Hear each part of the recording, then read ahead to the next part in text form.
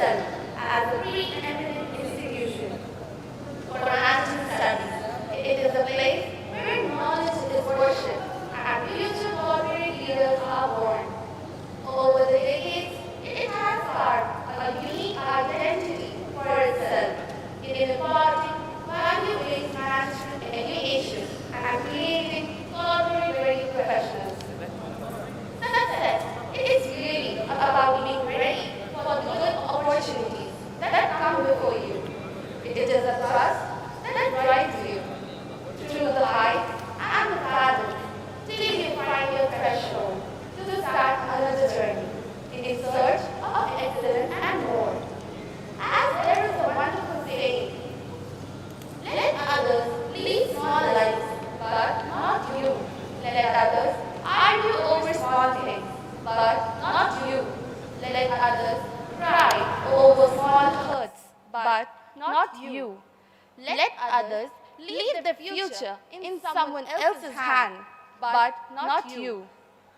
Today, on 22nd November 2025, we have assembled here to celebrate and cherish the sweet joy of success and achievement of the student of the class of 2023, 2024 and 2025.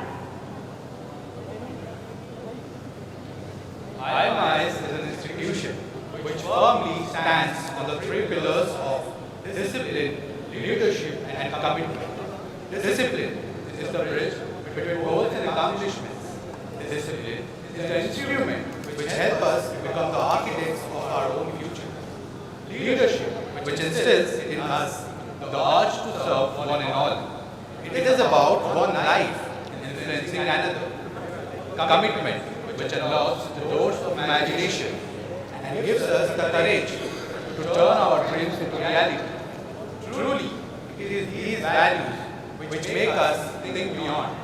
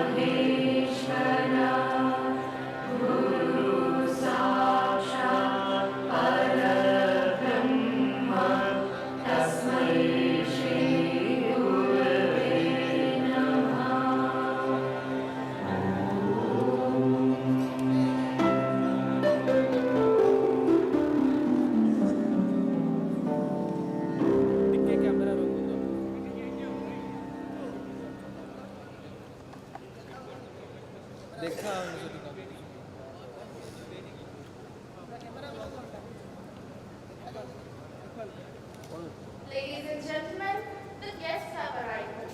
We request everyone to kindly switch off or mute their cell phones.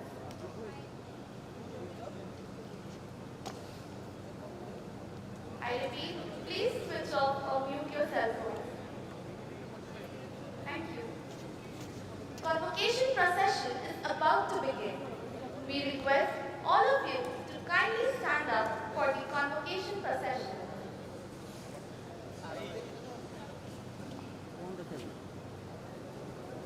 I repeat, please stand up for the convocation procession.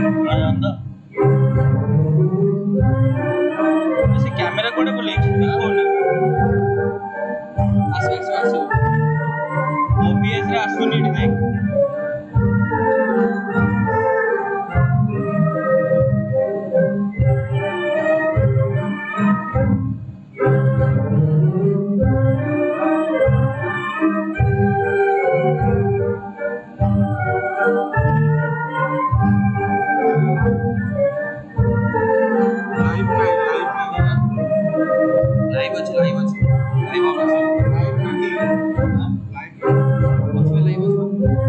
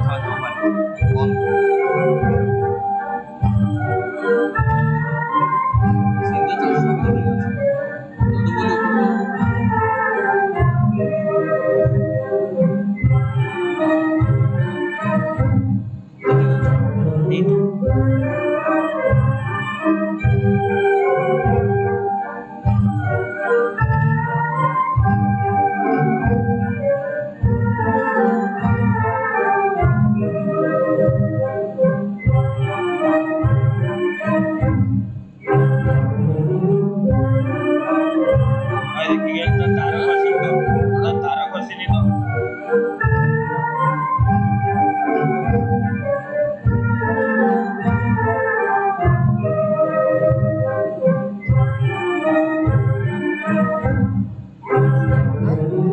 ହଉନି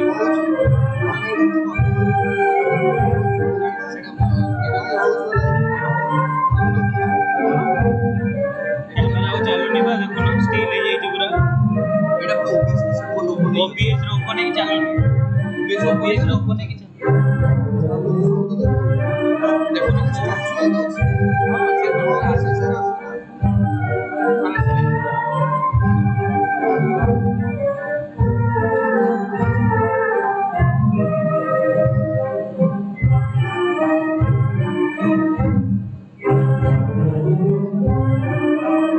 ତାର ଖସିନି ତ ସେଠି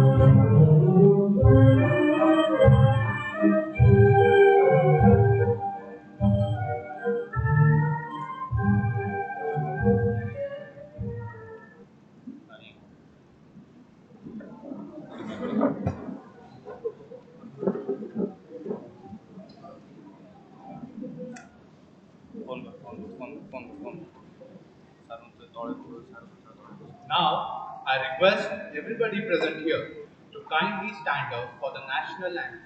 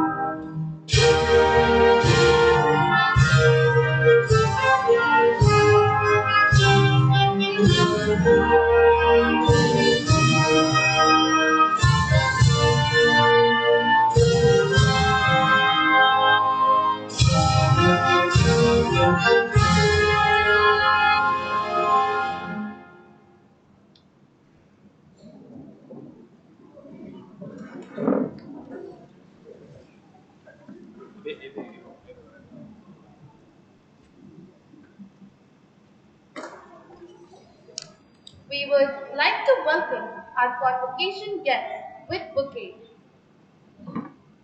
I take pleasure in requesting Professor Dr. Ananya Roy Pratihar, Professor of BC and SSD in IMIS, to come to the dais and present the bouquet to our honorable chief guest, Professor Anil D. Sahasrabudhe, Chairman NETS, NBA and NAC, Government of India.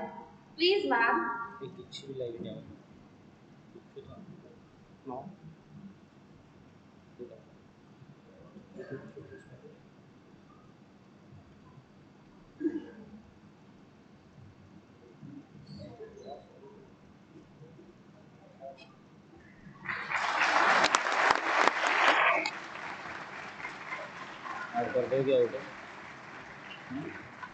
Thank you, sir. Thank you, ma'am.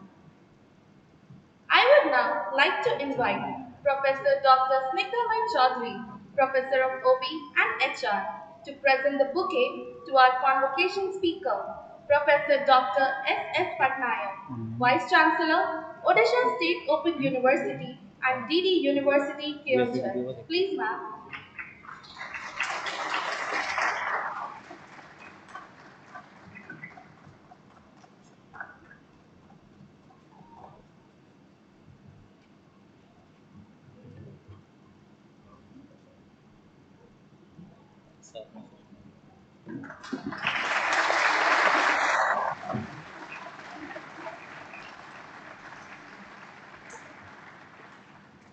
Thank you, sir.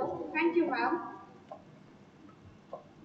I would now like to invite Professor Dr. Sahadev Swain, Professor of Finance, to present the bouquet to our guest of honor, Madam Asha Ramanathan, COO, PwC, Pune. Please, sir.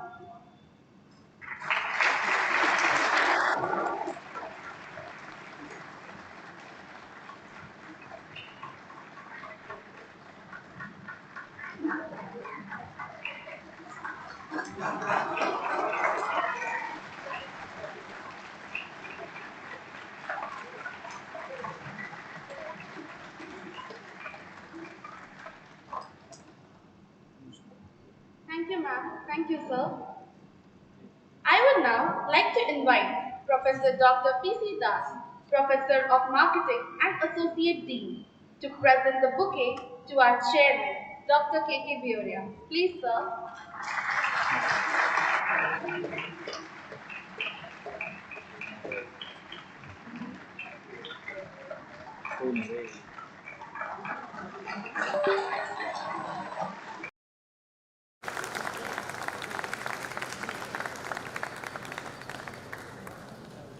Thank you, Chairman, sir. Thank you, sir.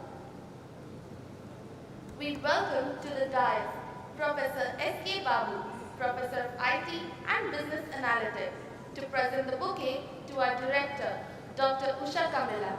Kindly, sir.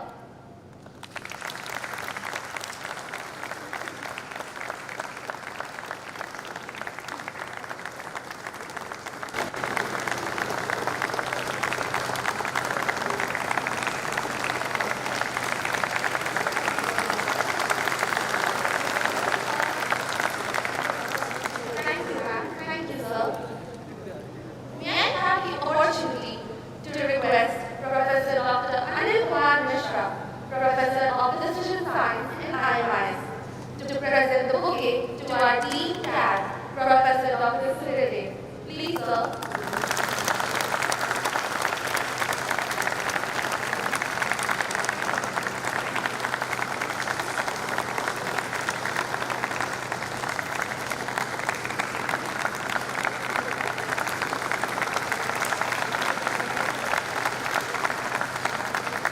Thank you, sirs. May I now have the pleasure to request Professor Subrata Pratihar, Professor of Marketing in IMIS, to present the bouquet to our Secretary, Professor Priyaraj Patnaik. Please, sir.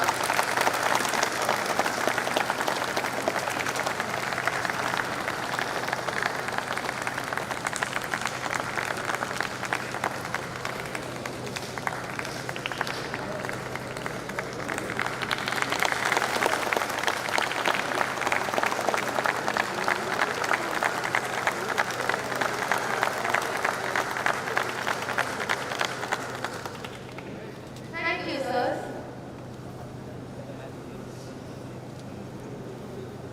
The task of an excellent teacher is to make learning a contagious process so that one idea sparks another. To alchemists who turns the metal in us and puts them into golden ashes. May I have the privilege and the honor to request the teacher of teachers, our chairman, Dr. A.K. Beuria, to deliver the welcome address. So please.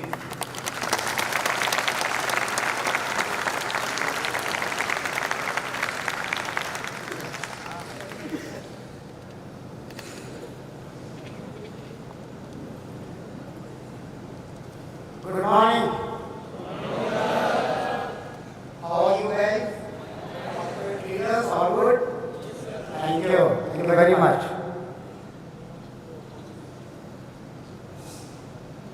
Esteemed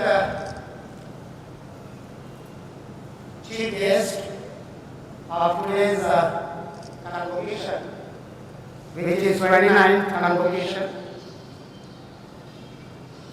Professor Anil P. Sahasrabudhe, who was the former chairman of our emeritus AICTE and present chairman of all accrediting agencies, NBA, NAC, but that was not enough. He has been given the responsibility for this National Education Policy Forum and he is the chairman of that. So we all are fortunate to get him amongst us and none other than Chief Guest Professor Anil P. Sahasrabudhe. Give a round of applause for our Chief Guest. Thank you, sir, to accept our invitation. Welcome to IMIS. Esteemed Convocation Speaker of 29th Convocation, our friend, philosopher and guide. Whenever I need some advice, I used to talk to him. None other than Professor Dr. S.S. Patnaik, currently holding two important positions as Vice Chancellor, and those who are BTech students, you must know him because he was the Vice Chancellor of the beauty. Before coming to the Vice Chancellor of Odisha State University and Vice Chancellor of DD University Kemujar. So I present before you again a teacher of teachers, Professor Dr. S.S. Patnaik as our convocation speaker. Lot of things to learn from him today. It is customary in each and every convocation to invite a corporate leader, and this time we have decided and we could get our consent to be the guest of honor of this August gathering, Madam Asa Ramanathan, who is the COO of a prestigious company which everybody's dream to join that company, PwC, Pune, and he is the COO India. So madam, thank you very much. Please welcome her with a round of applause.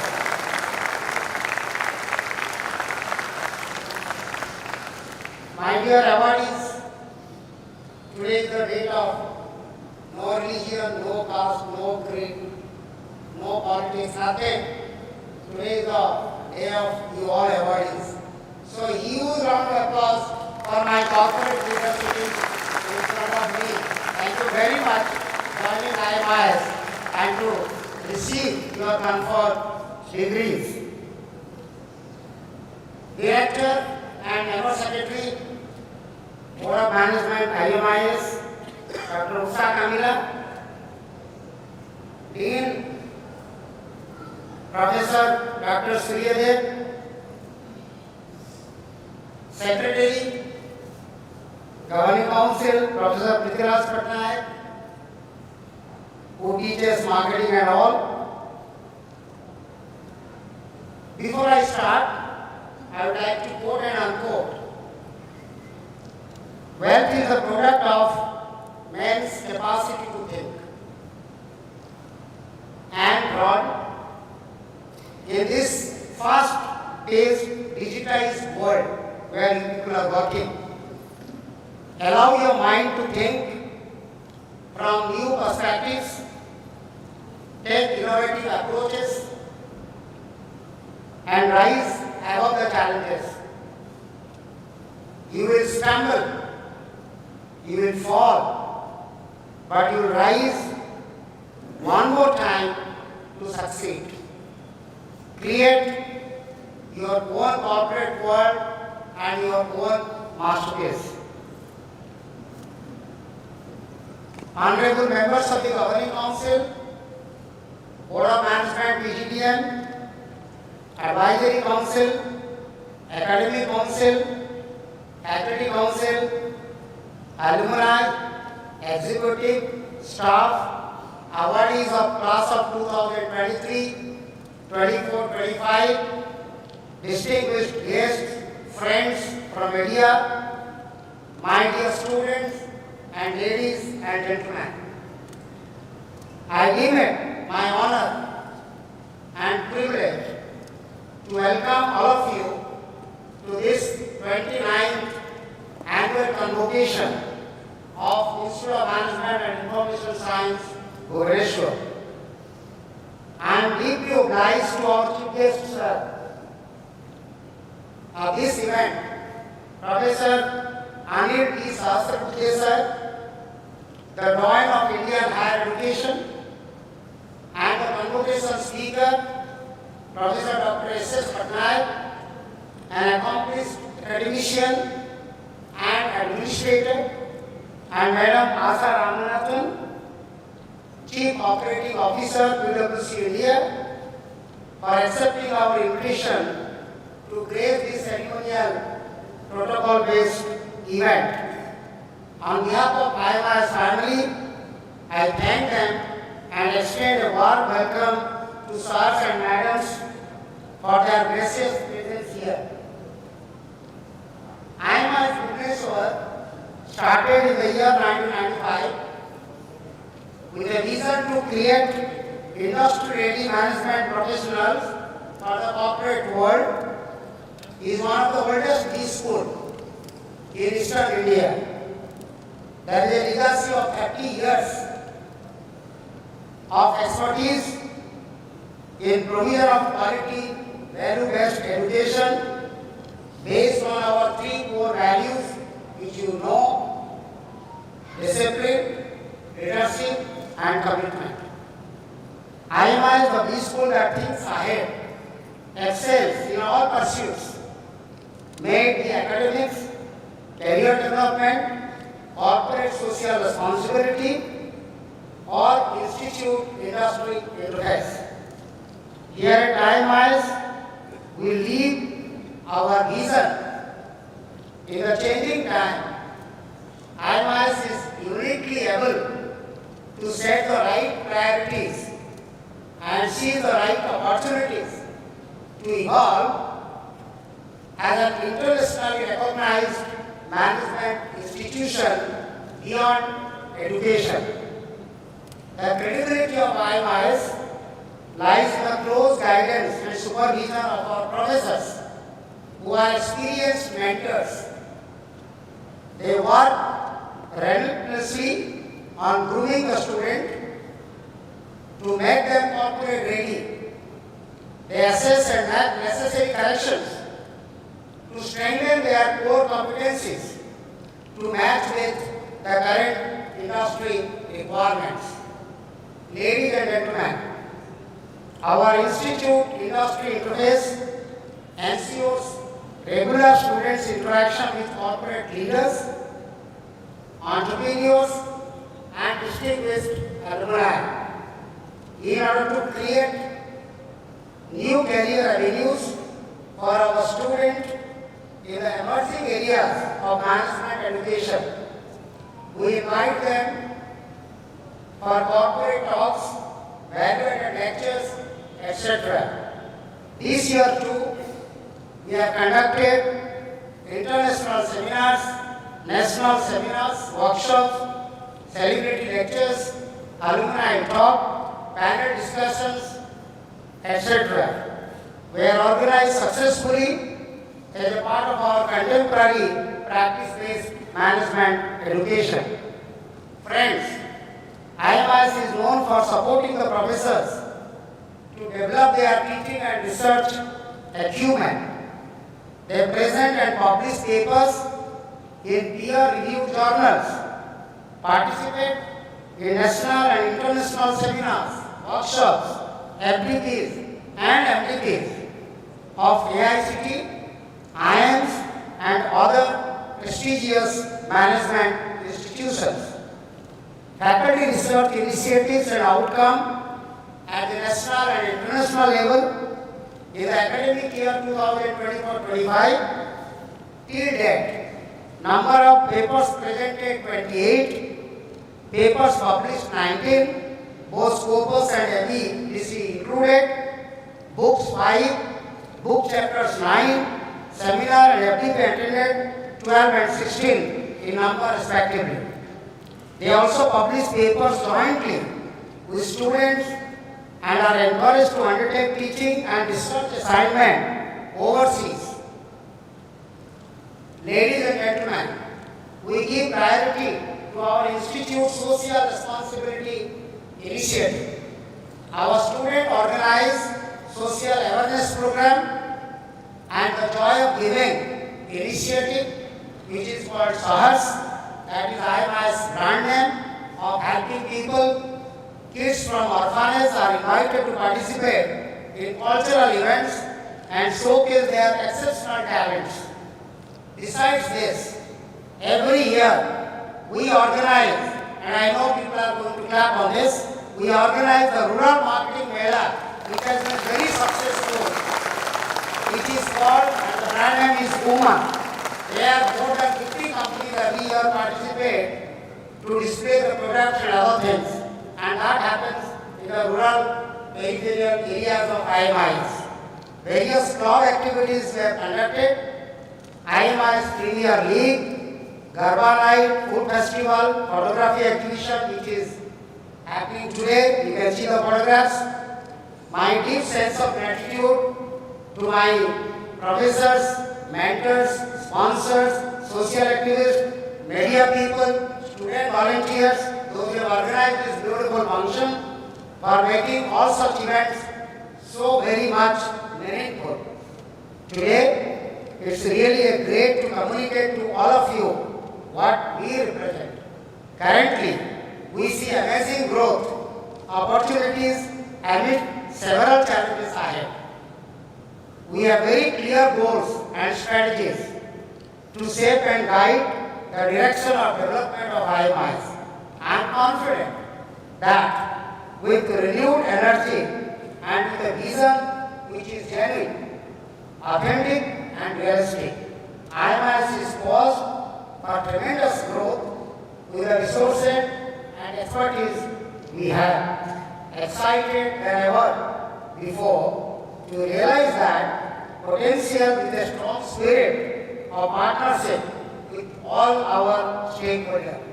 With this note, I once again welcome all of you to this 29th Annual Convocation of IMIS, organized to confer PGDM degree on the class of 2023, 2024, 2025 of IMIS Bhubaneswar. Thank to everyone. God bless you all. Thank you.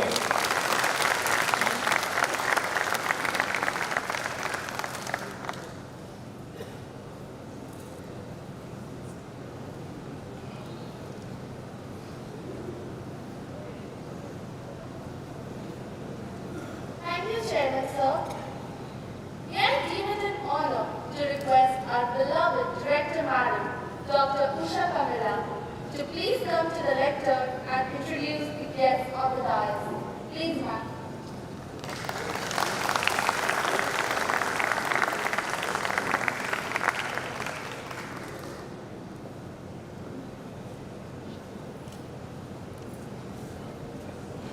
Thank you, Hanifa. Honorable Chief Guest of the 29th Annual Convocation of IMIS, Professor Dr. Anil D. Sahasrabuddhe, Chairman, National Educational Technology Forum, NETF, and the Chairman of NAC and NBA, esteemed Convocation Speaker, Dr. Syam Sundar Patnaik, Vice Chancellor, Odisha State Open University and TT University, Kyunchar. Distinguished Guest of Honor, Ma'am Asha Ramanathan, Chief Operating Officer, PwC, India, Pune. Respected Chairman IMIS, Dr. Kamala Kant, Secretary, Professor Vidyaraj Patnaik, Dean, Dr. Suryadev, esteemed members of the Governing Council, Advisory Council, Academic Council and Faculty Council, students and staff of IMIS, And last but not the least, our most valued invited guests, the awardees who are the shining stars of today's celebration, parents, and the members of the print and electronic media. A very warm good afternoon, ladies and gentlemen.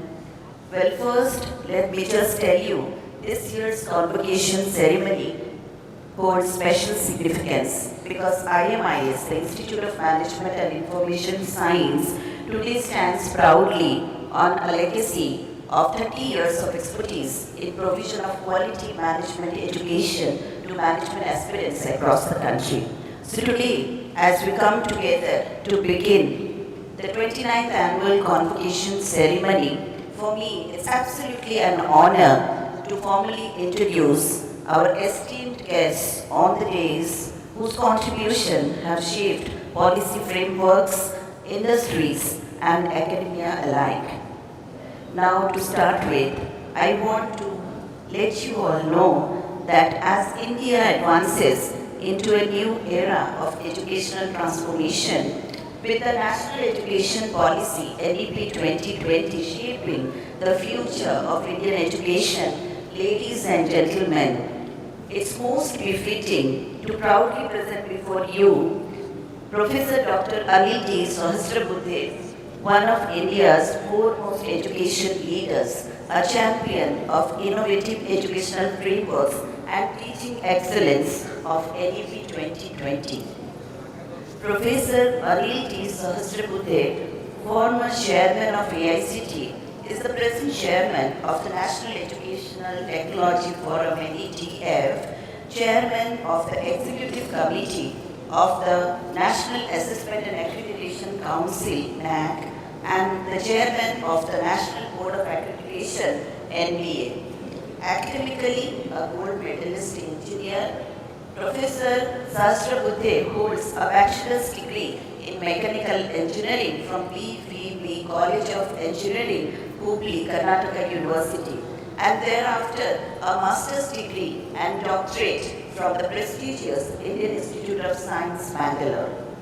Well, as a distinguished academician, he served as a professor in IIT Guwahati from 1995 to 2006 and as the director of the College of Engineering, Pune from 2006 to 2015. So, I can say that with deep experience in engineering education, accreditation, and education policy making, his leadership has helped create new paths in governance, innovations, and quality of higher education in India. Sir, your willingness to be here with us honors us and inspires our young graduates to dream higher and serve always with a sense of purpose. Well, ladies and gentlemen, please put your hands together to welcome Professor Dr. Anil D. Sahasrabudhe, Chairman NETF, NAC, and NBA, for his valuable presence here as the chief guest of the 29th Annual Convocation Ceremony. Thank you, sir. I also wish to take this opportunity to recognize and appreciate the presence of our convocation speaker, Dr. Syam Sundar Patnaik, an academic administrator with expertise in technology integrated teaching learning. Dr. S.S. Patnaik, former Vice Chancellor of PPUT, is the present Vice Chancellor of Odisha State Open University and Dharindhar University, Tilchar. Well, as a passionate academician, Dr. Patnaik holds a PhD in Electronics and Telecom Engineering from Sambalpur University and postdoc in Electrical, Electronics and Telecom Engineering from the University of Utah in USA. Dr. Patnaik, who has been at the Now Center of Technology Integrated Inclusive Open Access Learning in his 33 years of experience, has guided 24 PhD scholars and has authored 13 books. And so I can say that on one hand, with his strong background in electronics and telecom engineering, and on the other hand, with his leadership in open and distance education, Dr. Patnaik brings a valuable perspective on how education can evolve, scale, and reach diverse users through the use of digital technology. Sir, we are deeply honored to have you among us. I request everyone, please join me with a big round of applause. Presenting before you Dr. Syam Sundar Patnaik, Vice Chancellor, Odisha State Open University and TT University, as the 29th Convocation Speaker of IMIS Bhubaneswar. Thank you very much, sir. Well, now, I am equally pleased to introduce our esteemed guest of honor of the 29th Convocation Ceremony, Madam Asha Ramanathan, a passionate auditor and industry leader with deep technical expertise. Ma'am Asha Ramanathan is the Chief Operating Officer at PwC India Pune and a member of the firm's India leadership team. She is a qualified chartered accountant who joined the firm in 1994 and became a partner in 2006. In her 3 decades of professional career, she has handled a host of diverse functions which a very few can claim. She led large complex engagements for clients across sectors like pharma, industrial and consumer goods and services. As the CEO, she monitors and coordinates all the internal functions of the firm like human capital, finance, IT, and many more. She believes leadership isn't found in the boardrooms. It is found in the rural heartlands of India. And it is human judgment, ethics, and empathy that defines a leader. Glad to know that Ma'am Asha has spearheaded pivotal portfolios at PwC, prominently the prestigious portfolio that is the firm's diversity and inclusion leader, wherein she is fulfilling PwC India's mission of making an impact in the areas of education, health, social entrepreneurship, and environmental sustainability. She feels, as a woman, she is privileged to be a part of the firm's global mission. Well, besides this, guess what? It's work-life balance. As we know, relaxation rejuvenates the mind and the body. So good to know that ma'am is a gardening enthusiast. And she loves to go on road trips and treks. Yes, movement is medicine. And what's next? She enjoys cooking the choicest recipes for her family, and she's recently set out to read and understand the Bhagavad Gita. So that's truly incredible, ma'am. Well, today we are fortunate enough to have her amidst us as the guest of honor of the 29th Annual Convocation Ceremony. Ladies and gentlemen, a big round of applause for Madam Asha Ramanathan for taking her time out to be here with us and become a part of this ceremonial event. Thank you very much, ma'am. Now, before I end today, I think I must say this convocation ceremony is especially meaningful. As you know, it brings together 3 distinguished individuals who represent very different but complementary dimensions of education and leadership. I can say their presence reinforces our belief that education is a shared mission between academia, industry, and society at large. And more importantly, I feel their presence aligns deeply with our institutional purpose, which is bridging academia and industry. That's why I truly feel the presence of our 3 distinguished guests is not merely a coincidence, but a divine intervention, a blessing from a higher power. Truly, thank you, God. Well, now it's time to put the spotlight on our convocation guests. I invite them to experience the ceremony of talent recognition and encouragement.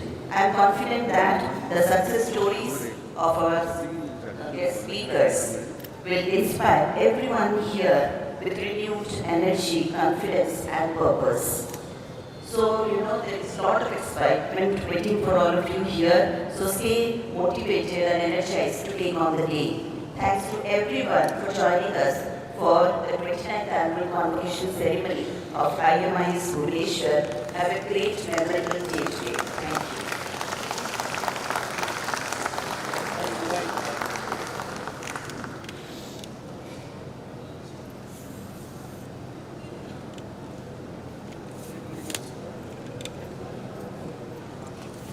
Thank you, madam, for introducing the guests. IMIS feels proud to have an eminent corporate leader, Madam Asha Ramanathan, COO, PwC India, as the guest of honor. May I give me the privilege to request our guest of honor to deliver an address. Madam, please.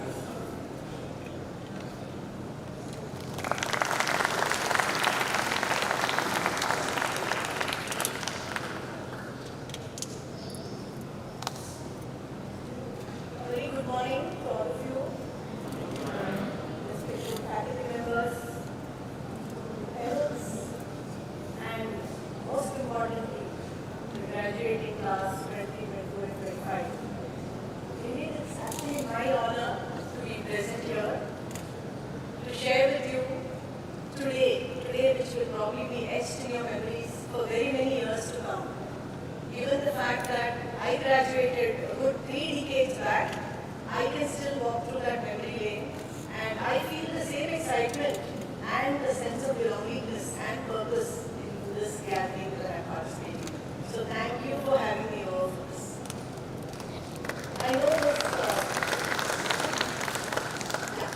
I know this, Usha, actually, Director Usha introduced me quite a bit and she talked about the various phases in my career and the roles that I have actually known.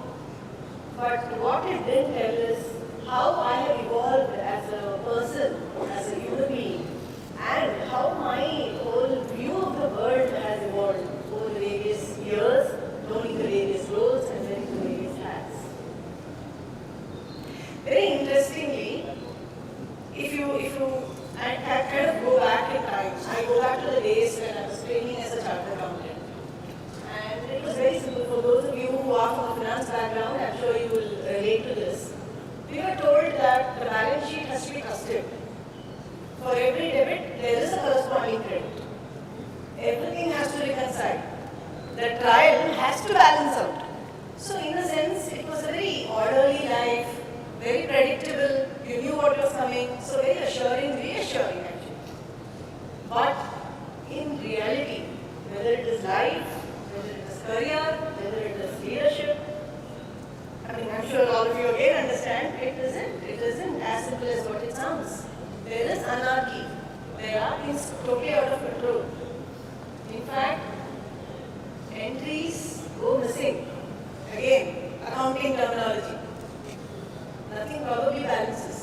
Sometimes entries may balance, may make sense, but very many years later doesn't make sense today.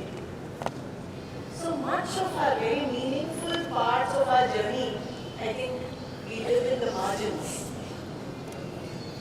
I don't know if you're able to relate and make sense to it. So what you were taught is not what really we go through. It is not linear. We do have a bit of chaos and anarchy as we go along, but it is all right. In the larger scheme of things, it is perfectly fine. That's how it's expected to be. I'm sure your teachers told you to kind of completely stay focused. And as parents would have advised kids to stay very grounded. I'd say stay committed.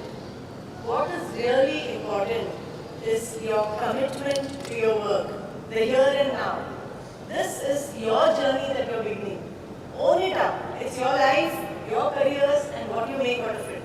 And 100% you will all make a very meaningful journey for yourselves, which is truly your very, very own.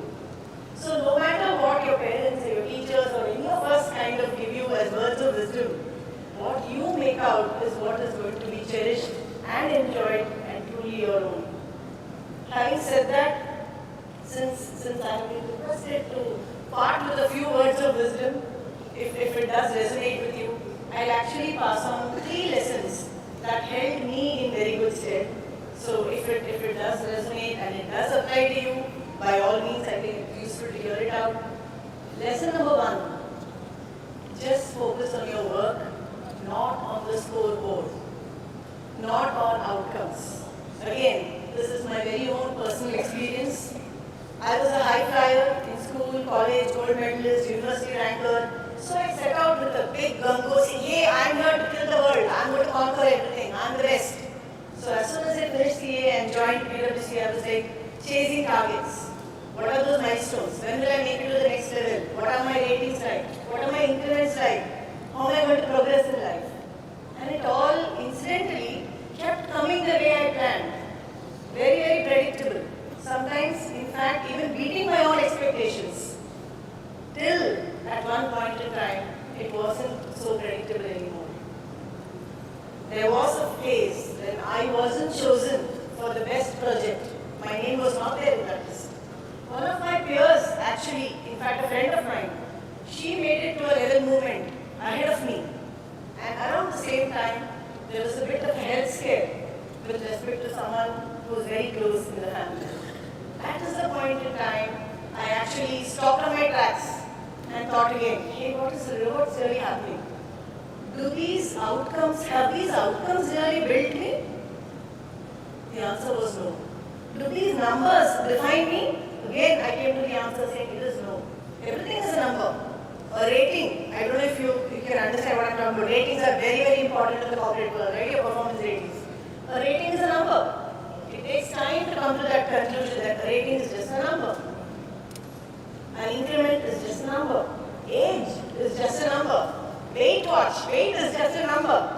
Right? What really defines you is what have you gone through in that journey? What have you learned?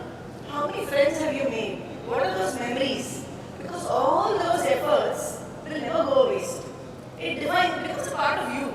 And you become an all-rounded personality because it all kind of culminates in you. So that was lesson number 1. Not chase outcomes. Just focus on your work and enjoy your work. Now if you move to lesson number 2, it is about growth. Growth will happen in a very slow and a steady manner. Growth doesn't happen overnight. So don't go it fast. Go slow. Don't chase. Again, it's starting off from lesson number 1. But what I'm trying to here to say is real progress. If there is real progress, I'm sure you know that it doesn't happen in a dramatic manner. It happens maybe one step at a time. Very slowly, very steadily. Like a garden. If there is something that has been planted, the roots have started growing and it is strengthening over time. But much later, will you see a single leaf that is sprouting up. So, all I'm trying to say is nurture that soil. Make sure that foundation is very strong. Make yourself very strong. Show up. Show up at every incident. You may have failed, still show up. You may think it's a setback. You may think it is a mix-up. You may have self-doubt. But that's okay. That doesn't mean it is failure. It is actually training data. It is going to help you to reshape your own thinking. Build resilience within yourself. And in future, make sure that your judgment is more pristine, more clear, more pointed. So all of that. So when I ask this, just let the sponge absorb everything. Learn from everything around you. In every single interaction there is learning. The day we stop thinking that we are there, we are done, that is the day that ends our own growth story. So learn from people, learn from the environment, learn from the circumstances, learn so that you become a better version of your own selves. That I think is the true ask to say, I stand out to say, I can take on any challenges. You develop yourself over time to say that I can here take on any challenges. I can create something from ground up, something which is an untrodden path. And that's where you build your own personal brand. Now the last lesson, any takers, any guesses? Getting into leadership. As you go on, whether it is leadership or life, I think a lot is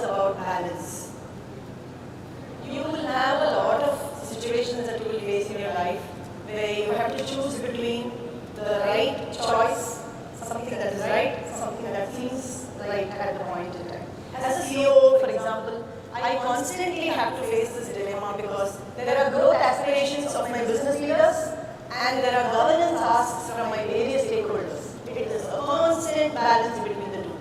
As a net zero leader, I also lead the net zero agenda for the firm. Again, constant friction. Friction is a strong word. Balance between your whole sense of aspiration and responsibility. So it is any unchecked growth, in my view, will not be sustainable. But responsible growth will definitely sustain. So when you face those points in time, please choose balance. Choose something that will strengthen the system, not just accelerate the system. Because the world wants leaders who can really act fast. But the world equally wants leaders who can pause, who can think and do the right thing for themselves and for everyone around. So in a nutshell, that's all I want to say. Heartiest congratulations to all of you. Go there, make your own meaningful journey and enjoy it thoroughly. And with that, hearty congratulations. And also make sure, one last bit, make sure that you find purpose in your work. Make sure that you find steadiness in your growth and courage in all your choices that you are taking. Thank you so much.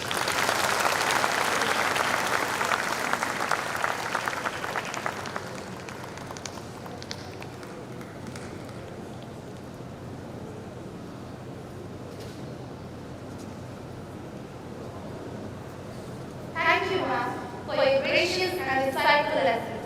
Your words have added great value to the ceremony and encouraged our students deeply.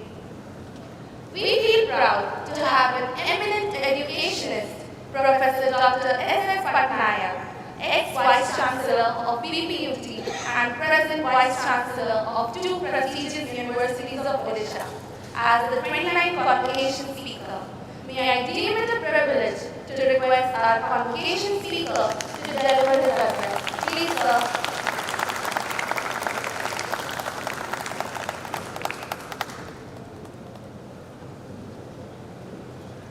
Namaskar and good afternoon.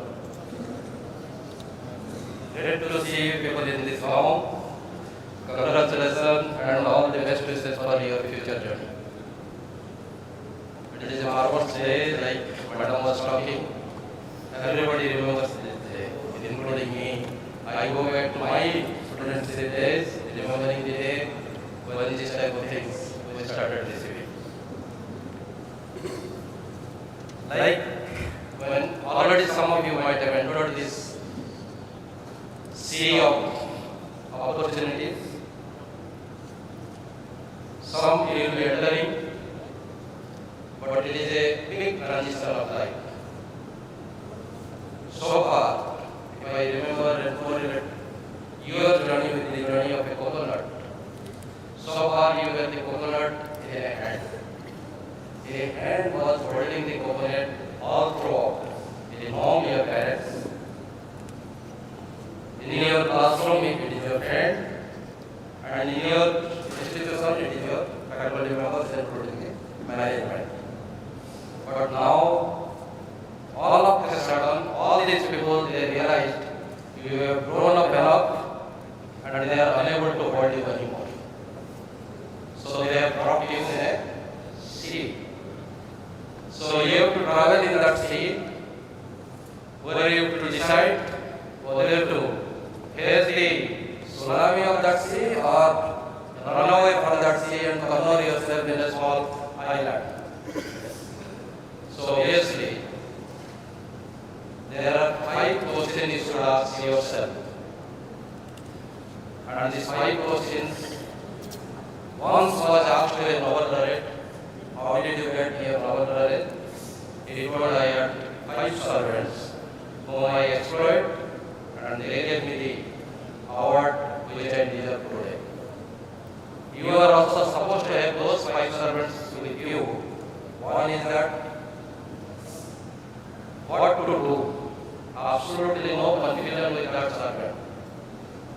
If you are telling your cook that make paratha, but you are confused that you want to take rice, so obviously you will start eating paratha realizing that you are taking rice because you have given a confusing answer to him.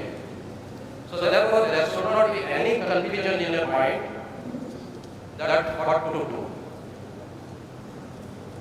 Then the next, obviously, you should have a discussion when to do. It should not be like that today I will not do tomorrow. Again tomorrow becomes today for you. Again tomorrow. So once you will see that you have lost the time and nothing is in your hand. So once when is decided, where? So you should have a clarity where, when and what.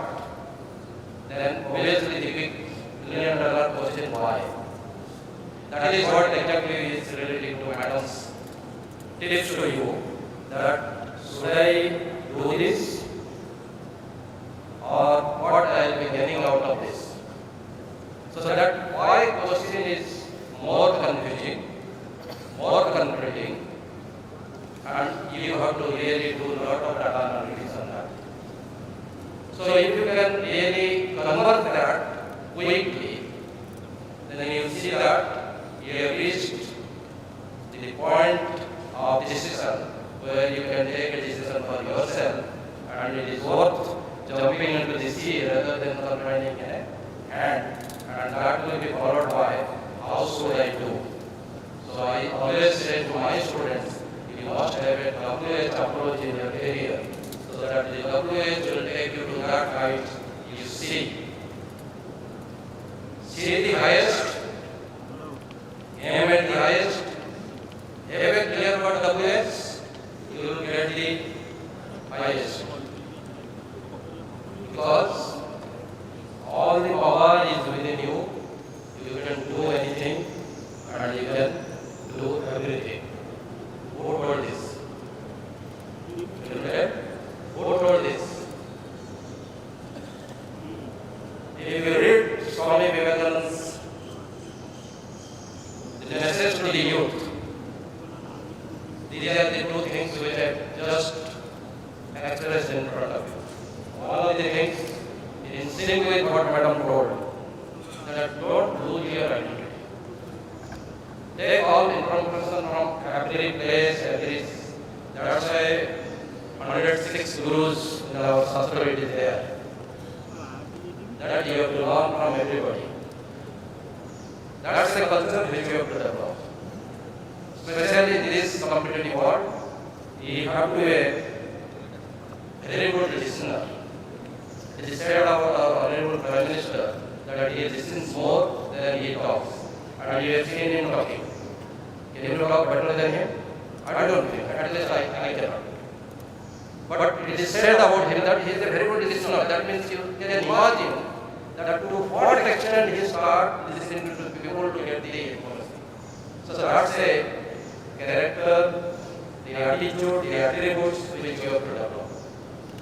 So therefore, when you are receiving from everybody, you have to create an identity of yourself, that I am unique. So that uniqueness should continue, it should not lost in others. It will happen with you, that you will be wishing somebody, he will not respond. You will not be knowing why he is going with a heavy face in front of you. I suffered that up to 47 years.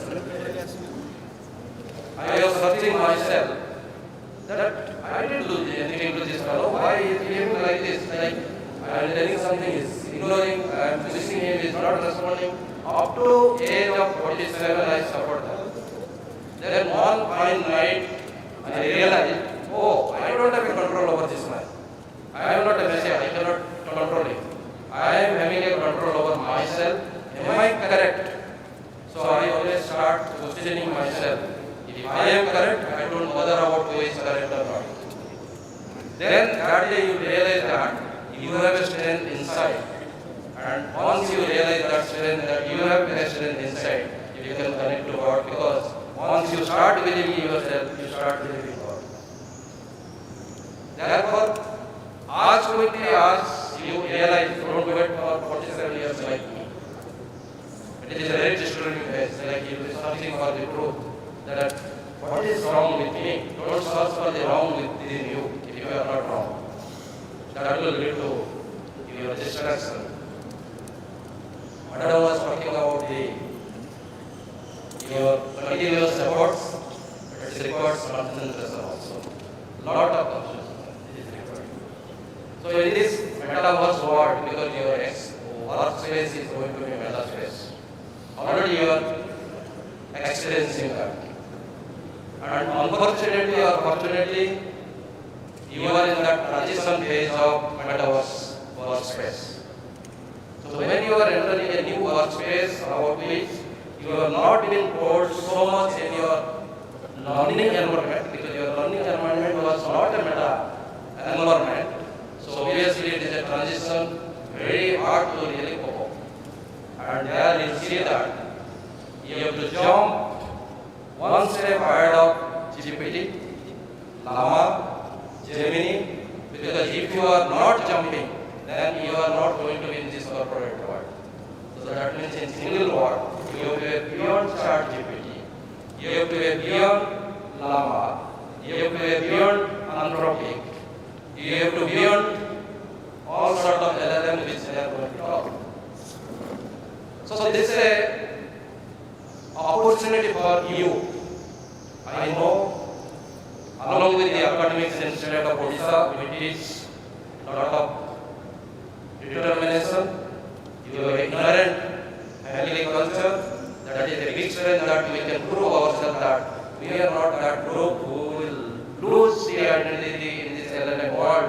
So for the AI world, we will be beyond this. LLM or the AI will be used by us, exploited by us, and will be one step ahead of this. This is what is the requirement of time. So you have to really redefine yourself, and you have to come up, whether it is a marketing today, without digital marketing is not possible. If you talk about the conventional digital marketing, without AI it is not possible. Your existence in marketing will not be there if you don't know the AI tools. But it is not knowing the AI tools, like jumping over the AI tools with your knowledge. That is more important than just simply mechanically using the AI tools. So in the case of operation, finance, any sort of this graduation which you are today you are going to receive the degree for. So therefore this is one thing. But in this whole process, what finally brings to a stage of matter of our mind, that how strong you are in your character. The iron muscles, steel nerves should not disturb you. Then, in fact, this gym should not disturb you. Your character should not be going to a noisy environment. If you can maintain that, at the age of hours where we are standing today, you can say yes. This is what the ultimate people or a person wants to achieve. But in your journey, golden parameters are required. So therefore, even if at the later part of our story we say outcome is not a needed thing, but unfortunately, that is what is the initial growing path requirements that you have to meet those golden parameters. Otherwise, even if you are good in everything, if you cannot achieve these golden parameters, your next level of jumping to the next orbit is a questionable thing. This is in academics. If you don't have publication, you cannot be associate professor. If you don't have a research project or PhD student, you cannot be a professor. So there are golden parameters. So these things have to be part of our life till we reach to a stage of accomplishment where we can say that look, this is a number. Absolutely this is a number. I agree with you. You find that in my morning, these numbers, I was running after these numbers. But unfortunately in our culture of growth, achieving the things, this is what is the requirement. So therefore, how quickly we will achieve, that is also a requirement. If you miss one batch, then not only IMIS batch will be competing with you, so many IMs, so many management institutes, they will be competing with you. So in this race, you cannot wait for the last line to jump. You have to decide last time, and that is the only line which you have. So therefore, this particular journey, like a coconut, when it travels, even in tsunami, this big ship will go to a corner, but coconut doesn't stop. It will go on till it gets the right kind of land space where it realizes that yes, this is the land. If I reach, then I can grow like a big tree and give a lot of coconuts to the people. This is what is your decision you take. Where to stop, where to make yourself stable, and where to grow, ultimately giving a lot of efforts to the others. There is a saying again from Swami Vivekananda's quote, they alone live who live for others. The chairman was talking like that you have been taught that. The joy of giving others, the joy of working for others is a eternal feeling which cannot be purchased in millions of dollars. So that you start imbibing in small scale now, gradually you start that this is what is the eternal truth which should carry along with us, and this is our strength which will help us in our difficult time. There is a saying, if you help many people, they may not come to help you, but many such unknown people whom you have helped in any part, I don't know, they will come to help you, and that you will always realize in your real life when you are going through your different life stages. So in this wonderful day, once again, I pray to Almighty Bhagavan Jagannath to give you a lot of blessings, strength, good health, and wisdom to be a right citizen of this country, be a constructive pivotal player for this Vikasit Odisha, Vikasit Bharat, because your 47 we are targeting. Your 22 years are crucial for this Vikasit journey of our state as well as India. So therefore, you are the instrumental group. You are the group who will be contribute maximum to this growth journey. Finally, before I quit, in this type of digital relationship world, where you go with this black box as your digital friend, digital boyfriend, digital father, digital mother, digital teacher, this is good. I'll never object, because being a technology person, I'll never object to this. But do you take your father inside your bathroom? Then why this digital father inside your bathroom? Do you take any of your relationship while sleeping in your independent room? No. Then why this digital relation again in you? So therefore, you have to really decide. The concentration gets distracted by this digital relationship. So where to bring a cord? You must decide. Because this is my research area, how much signal gets deposited. How much effect it does to you. In the US, it is me who was giving this certification. USR value there. This first CDMA phone certification was in my hand. So therefore, I am not going to talk what are the health hazards for this, but I am bringing that digital relationship in front of you. That every relationship has a boundary. So this relationship also should have a boundary. So maintain that boundary. Use the opportunity of digital relationship so that your local becomes national to global. So the local from local to global is possible through your talent, through your wisdom. Thank you so much. God bless all of you.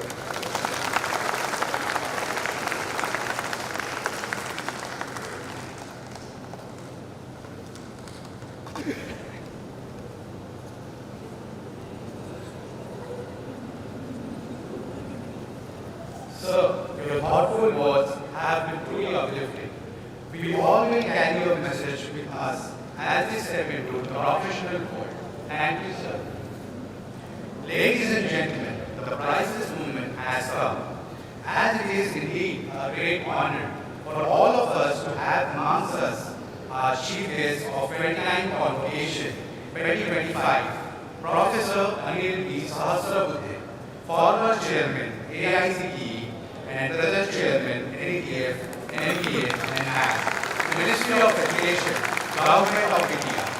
I deem it an honor to request our Chief Guest, Professor Sahasrabudhe to grace the Convocation Ceremony and encourage our honored professionals and entrepreneurs towards their future endeavor. So please.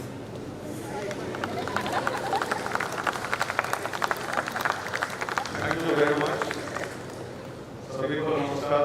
Very good morning to all of you. On the dais, we have very great people sitting there, and they all spoken before me.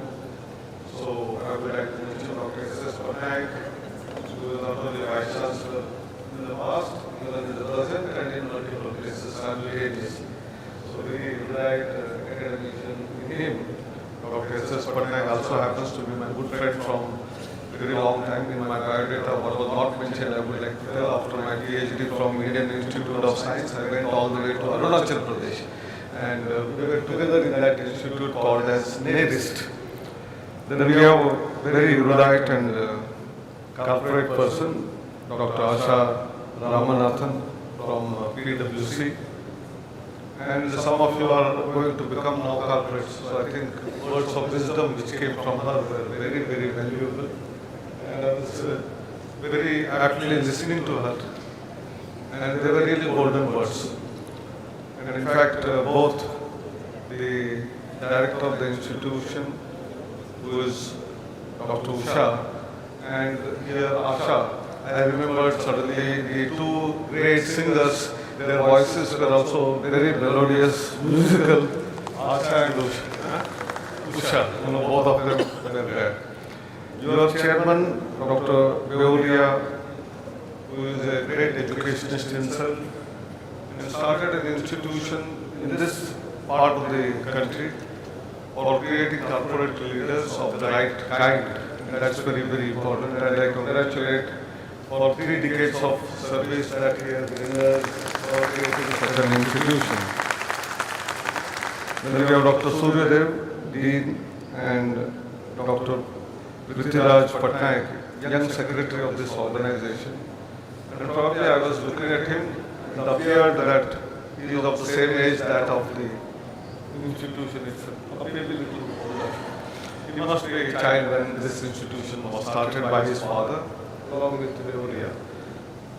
I think all the others who are here in the audience, mainly the teachers, faculty members, who have molded you for 2 years in your postgraduate diploma in management program, and all the graduating students who are going to be awarded today with your diplomas.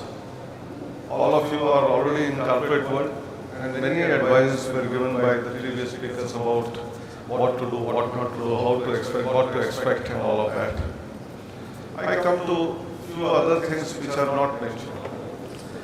One thing which is mentioned is, in life, not everything goes as smooth as you expect. And that is not necessarily in the individual's life, but it is also in the lives of the organizations, including the nations.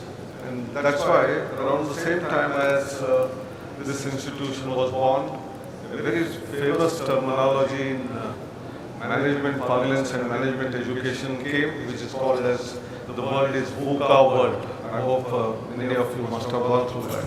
The world is volatile, uncertain, complex, and ambiguous. And this is a fact of life. When all the scripts went down in the early 2000, therefore the whole economy of the world was shattered. One example. The other one was in 2020 pandemic, 2019 COVID. When it came in, all the economies of the world collapsed. So the world is certainly volatile, very uncertain, complex, and ambiguous. But people have already said earlier also that we have to be resilient in all such situations. And those who show the path of resilience will succeed. And that was what has happened. In most of the countries of the world, their academic year was lost. I am aware of most countries, even the developed countries. 2020-21 was a shattering year for educational ecosystem, industry as well. Many of them lost their one academic year. But in India, despite all the challenges that we face, I think some of you must be still 10th grade, 12th grade, etc. But we continued our education through what we call as online education, digital education, be it in schools, be it in colleges and universities. We did not let you down by losing one academic year. Maybe our calendar was distorted, we got delayed a couple of months. Whenever we lost one academic year. Of course, also what we lost was learning. Some of the learning which we would have achieved through our classroom experience, physical teachers and students interaction, we missed it, and therefore we lost some amount of learning. But nevertheless, we didn't lose any year. That is the resilience which we have shown. In the same breath, I would like to tell about that VUCA. It is very letters, VUCA. You take them in the reverse order. Suppose instead of that ambiguous word which does exist, if you have right attitude, and in the complex world, which is C, if you are collaborative, if you are committed, and with that uncertainty which exists, if you are having unity of purpose, untiring efforts, I am sure although it is volatile, it will be truly volatile and you will become victorious. So I think that is the most important thing which we can learn from VUCA work. And that is in our hands. Although there was a statement, Ashaji was telling me that they are confusing the students. What I said about something, Patnaik was saying exactly the opposite what will happen. And that is the real, where you will start thinking about both the things. On one side, certainly wherever you are, there are certain goals to be set, either by yourself or by your company, and you have to achieve those targets. You have no choice. Otherwise, maybe sometimes demoted, no promotion, nor sometimes increment is stopped. Sometimes they will show you the way out. I think good enough, now you find another job. All of that might happen, and therefore you have to be aware of the goals on one side. But only following those goals and therefore to achieve them, I will do anything, whatever means are available at my disposal and I will achieve them. It is also a wrong practice because these are all shortcuts. Sometimes you may get benefit out of that, but in the long run you will be a great loser. And therefore your commitments are very, very important. And that's why this institution has three fundamental principles which I observed. Started with first one, but I'll come to the middle one, leadership, and we are all going to become great leaders. But for that, both on the left-hand side and right-hand side, what is given is discipline and commitment. These are both very, very significant and important in your lives. Be disciplined in your lives in whatever way, getting up on morning, whatever course you have to do, maybe prayers. If you are atheist, you need not pray, but at least be silent, introspect, look at the nature, look at what you have been doing. Even that is also nothing but a sort of penance and going to the God. Then, as I said, you have to be committed to what. So whatever your value system is there, come what it may, don't lose your heart, even if someone ridicules about some of the things. Keep following your passion with perseverance. I'm sure you are going to succeed. So don't follow those steps of success, but you will become successful automatically by following those activities which has a disciplined way of looking at it, your own vision, mission, goals for your life. And I'm sure one of the things, the other thing which was mentioned is what you give to the other people, society. And happiness comes from that. Many times people say, what is happiness? How do you get it? Maybe a beautiful bungalow, nice car, lot of property. Does it give happiness? Maybe some part of that is required for your livelihood, but not necessarily the very last thing. And that's what Mahatma Gandhi always used to say: there is enough for everyone on this planet, but not enough for the greed of even a single person. And that's why, while we must aspire to become leaders, aspire to become financially sound, for taking care of our family, immediate next door society. But what can I give back is also equally important. That's what gives you happiness. And to my learned teachers who have been molding your life, I remember a strict teacher who is disciplined, who always takes care of you at one side and the other side is expecting a lot of things from you. Such teachers are remembered for a long time. Not those teachers who might be giving you good grades. Maybe your CGPA will improve. But you realize sometime later that that teacher did not teach me anything. In fact, I learned from those teachers who were very strict, but at the same time, very empathetic in terms of when you face difficulties. And such students, when they meet their teachers, whether on the airport or the railway station, I have seen them prostrating, नमस्कार करते हुए मैंने देखा है. लेकिन और एक teacher है जो बहुत ग्रेड भी अच्छा दे रहे थे, लेकिन कुछ अच्छा से सिखाया नहीं, वैल्यू सिस्टम नहीं दिया. ऐसे टीचर जब एयरपोर्ट पे दिखते हैं, आप धीरे से सटक से दूसरे जगह से चले जाते हो क्योंकि आप उनसे मिलना नहीं चाहते हो. ऐसी भी बातें होती हैं. और तो टीचर आपको रिकॉग्नाइज नहीं करेगा either way. Even a good teacher whom you नमस्कार किया, either he recognizes or she recognizes you, or the other one who recognizes, because you have changed a lot. When you were students, you were very young, your looks were different, and now you are looking completely different after 10-15 years. But when you say, sir, आपने मुझे 1998 में पढ़ाया था, 2006 batch में मैं था, I was a very naughty boy or girl, you did not punish me despite that you told me few things because of which I transformed myself, changed myself. I think these are the stories which you remember for a lifetime, and that's very, very significant and important in your lives. I'm sure already you are in the corporate world, the placement in this institute is told to be 100%. So no one is doing any other thing other than probably placement. But my word of advice is, some of you after working for maybe 5 years, 2 years, 3 years, whatever experience, wherever possible, can you become entrepreneurs and become job creators rather than job seekers? It is also a very important thing. This institute, I am sure, will have set up for innovation, set up for incubation of startups, and you must become part and parcel of that. It is the need of the nation. And when Dr. Patnaik was talking about Viksit Bharat will come through not entire nation, but through individual states, individual universities, individual colleges. जैसे बोलते हैं ना, नदी और सागर बूंद बूंद से बनता है, वो बूंद आप सब लोग हैं. So if you all become passionate about creating a startup, India will become a great startup nation, and that is in our DNA. Please go back to 1 CE. It is said that 32% of the global GDP came from Bharat, India. And at the time of independence, we were not even 2-3%. So we are again picking up.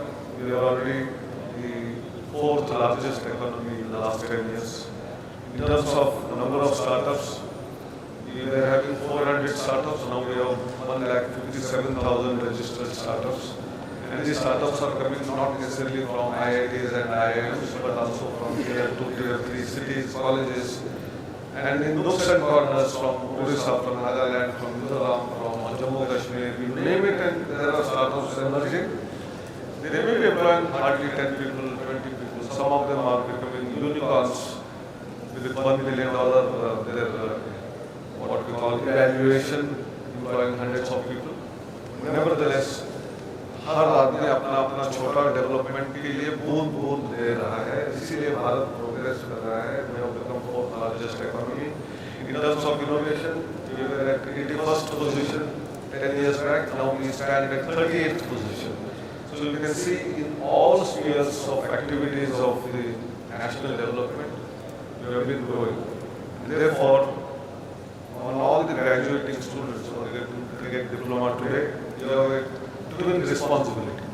The first responsibility is, of course, your own family. You have to earn livelihood. You have to take care of your younger brothers, sisters, or whoever at family level. But you have to look at the society at large, the nation at large. How do we make it Viksit Bharat? much before what our Prime Minister has said we should achieve it by 2047, can we do it even before that? Because the fruits of that are going to be enjoyed not by the people on the dais, because I don't know how many of us will survive for the next 22 years and be still available here in this world, but you are all going to enjoy that benefit. And therefore it is your responsibility to contribute towards that. And while doing this, you must not forget your teachers, your alma mater, your parents. They are all ones who developed you like this. Many of you have come from very poor background or moderate background, middle class or lower middle class. Your parents must have put in to this education level by being probably some of the mothers being not taking food for one time, because you have to be taught well. And you have to remember those parents and teachers who have molded you. At the same time, you have to come back wherever possible to your institution, alma mater, and give back whatever you can. If some of you become billionaires, please give you in terms of money, funding, scholarships, equipment, all of that you can, or a new building.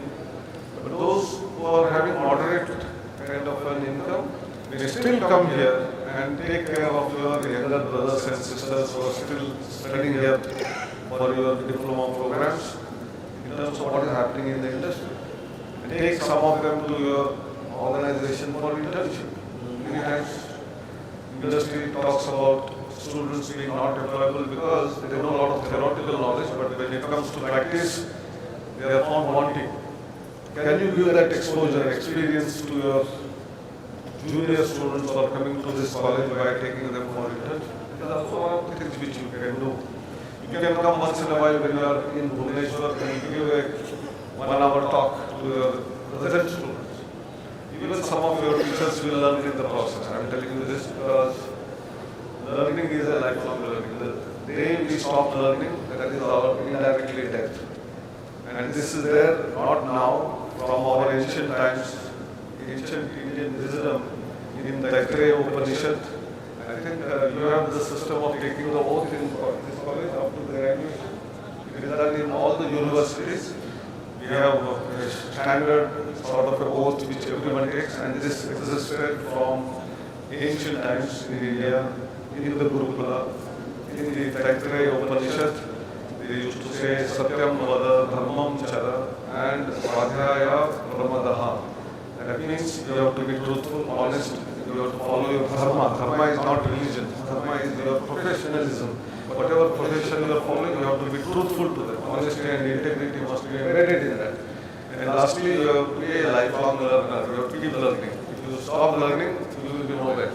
And that spirit today has to be imbibed by first the teachers, and only then they have a right to tell to students. And so my appeal to teachers is every year at least do one additional new course, be it from Coursera, be it from edX, be it from our own indigenous platform, Swayam, which we have created in India. And then ask your students to take courses from there beyond the curriculum. And to make use of all of this, technologically we have developed a very beautiful platform with giving unique ID to all students called APAR ID. APAR stands for Automated Permanent Academic Account Registry. I am sure all the students here do have an APAR ID, yes or no? And your degrees get deposited in academic bank of credits. If you learn something beyond your curriculum, that also can be deposited there. And that acts as your lifelong dynamic CV. And whenever you apply for a new job, you just share your 12-digit number, and authentic record of your credentials will be shared with the organization with whom you want to share. This is the consented sharing, which is important from Data Security Act. Your data is your personal data. We don't want to interfere into it. Only if you say that you share with X, you will share with X. If you say share with Y, you will share with Y. Otherwise, we will not share it. It is your data, your private property. It will be recorded in the academic bank of credits. I think many things are happening in the country to facilitate all of that.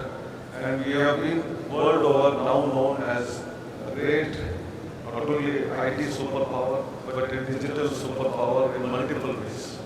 As I said in the beginning, During pandemic, many nations lost a year, academic year, we did not lose. That is because the Digital India mission of our Government of India, Prime Minister Modi helped us.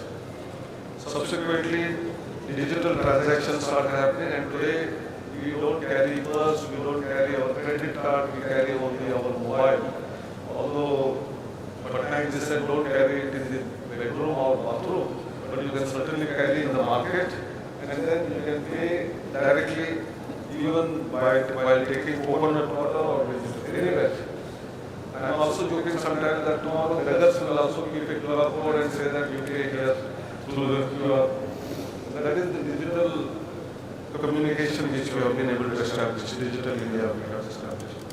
And most significantly, during COVID itself, when we were getting vaccinated free of cost by the government, certificates were on our mobile as soon as we came out of the vaccination center. And so-called developed country, #1 country globally, USA was giving handwritten certificates to the people who were getting vaccinated. So who is more developed? We must be very confident, we must be very proud of both our rich cultural heritage, Indian knowledge system and the present system. How do you merge together ancient wisdom of Ayurveda, yoga, meditation to the modern age requirements in terms of what we call love, affection and empathy, which is very important in all organizations. If we do that, no one can stop us from becoming #1 country in the world once again, which we were at one time. With this I conclude. All the best wishes for all the students for graduating and their parents. Bharat Mata ki Jai, Jai Hind.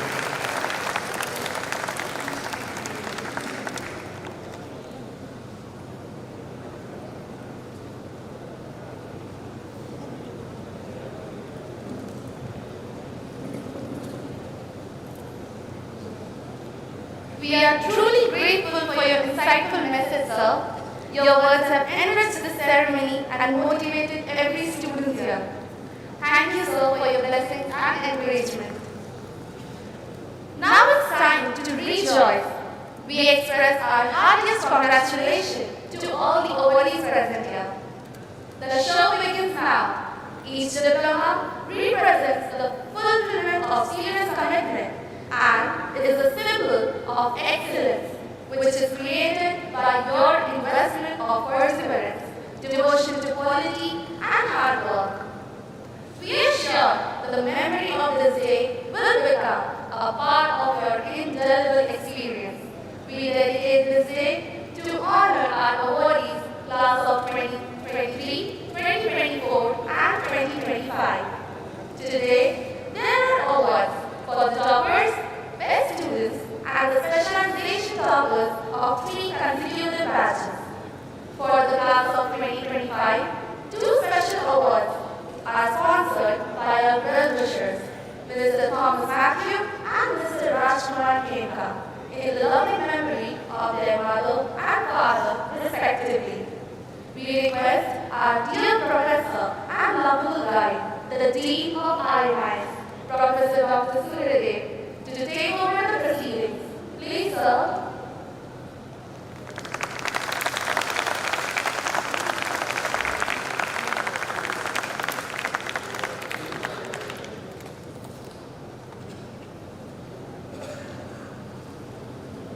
Thank you, Anifa and Arthur. Good afternoon. Very warm welcome to all the awardees. Honorable Chief Guest, Professor Dr. IMIS Bhubaneswar, Chairman MD, NAC, former Chairman AICT, Present Chairman EDF, esteemed Convocation Speaker, Professor Dr. S.S. Patnaik, Vice Chancellor, Odisha State Open University, Sambalpur, and ED University, Keynote. Distinguished guest of honor, Madam Asa Ramanathan, COO, PwC India, Honorable Chairman, Dr. Kamalakant Delia, Esteemed Director, Professor Dr. Usha Kamila, Reference Secretary, Professor Felicitation Patnaik, esteemed members of the Governing Council, Board of Management PGDM, members of Advisory, Academic and Faculty Council, members of Alumni Council, intellectuals, awardees, parents, distinguished guests, members of the media, dear students, ladies and gentlemen, I am delighted to greet you all on this auspicious occasion of 29th Convocation of the Institute of Management and Information Science, Bhubaneswar. Graduates of 2023, 24 and 25, a very warm welcome. You have joined the League of Decision Makers. You enter your profession with a commitment to lifelong learning, professional practice, knowledge, and virtues instilled within you during your stay at IMIS. And now, you are going to receive the final degree in your field, the final sign that not only have you persisted, but you have also excelled. And with that excellence, I would like to remind you of your core responsibilities. There is no denying that our world is becoming increasingly technology-driven. What's the best thing you can do to prepare? Focus on being human. People who are good at being human will be in high demand, even above people with advanced technical skills. Being human at work means practicing the innately human skills that technology can't do. Things like empathy, creativity, collaboration, self-awareness, innovation, coaching, mentoring, and much more. The most important thing you can do is to be human in a technology-driven world. Always bring your true authentic self to every room and conversation. Change the world and make a difference. Explore ideas with an emphasis on values and ideas. I truly wish you the best in your future endeavors. To start with the formal award ceremony, I take this opportunity to present the petition. Honorable Director, esteemed members of the Governing Council, Board of Management PGDM, Advisory Board, Academic and Faculty Council, Alumni Council, I present before you the petition that the candidates, having fulfilled all the academic requirements while pursuing postgraduate diploma in management, may kindly be admitted to the certificates to which they are entitled to. I now request the respected members of the Governing Council, Advisory Board, Academic and Faculty Council, Alumni Council to please stand.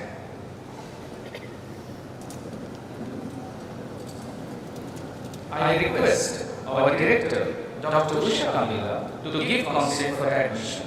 Ma'am.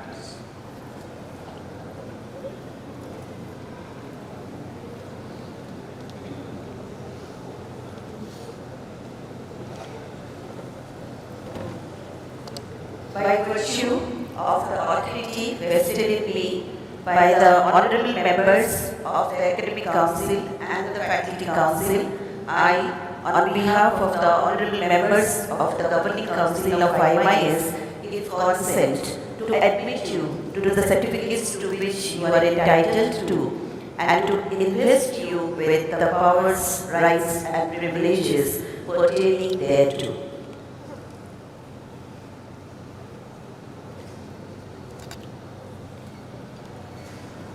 Thank you, Madam.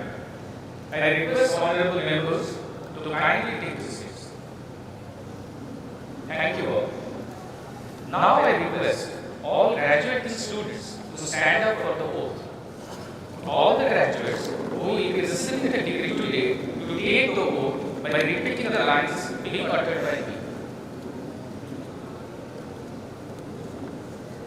I again repeat that you have to repeat the lines which I am going to say.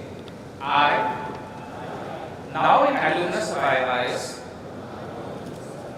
do solemnly pledge in the name of Almighty that I shall remain true to the institutional motto of discipline, leadership, and commitment as I embark upon my career, and that I shall bear true allegiance to my profession in a manner that ultimately benefits our human society. and that I shall incorporate ethical and moral principles that constitute integrity. With this affirmation, I strive to show compassion, embrace diversity, and above all, uphold excellence, deserving of respect by all. Please take your seats. Thank you. It is customary on the part of IMIS to recognize our patrons with a series of gratitude for the awards in the memory of late Hemant Kumar Patnaik, late Shamsundar Beluria, late Gurumati Patnaik, late Ahalya Beluria, late Santosh Kumar Das, late Maria Putni Matthew, sponsored from the class of 2025, late Kasim Prasad Kinka, sponsored from the class of 2025. Thank you, esteemed patrons, and we are truly encouraged by your patronage on instituting these awards. Now, we will move to the formal award ceremony. Among the class of PGDM 2023, the gold medal in the memory of late Hemant Kumar Patnaik goes to Ms. Sonalika Das. I request Ms. Sonalika to come to the stage.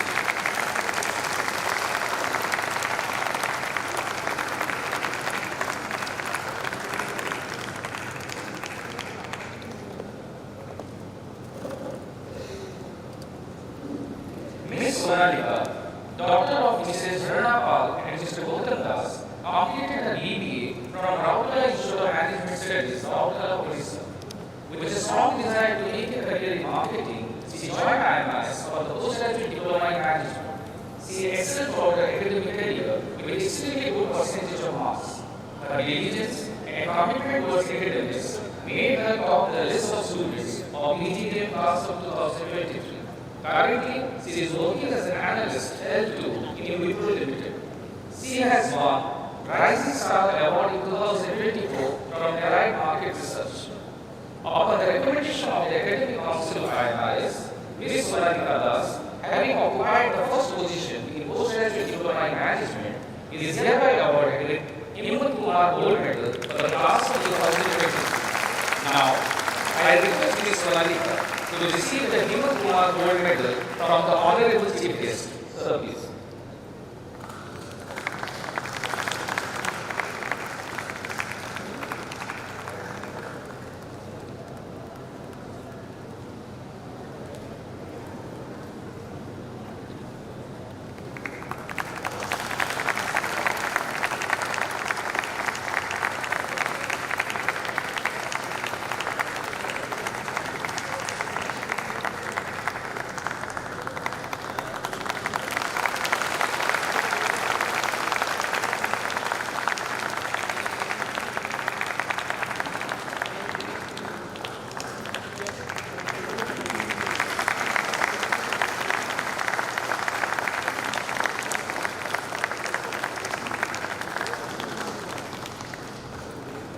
Thank you, sir.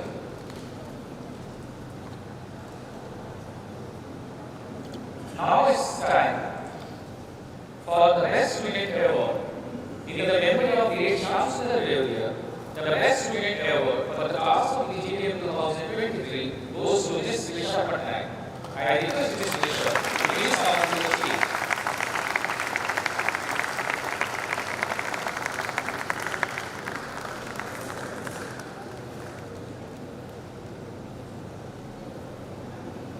Ms. Felicitation Patnaik, daughter of Mrs. Jyoti Prabha Mohanty and Mr.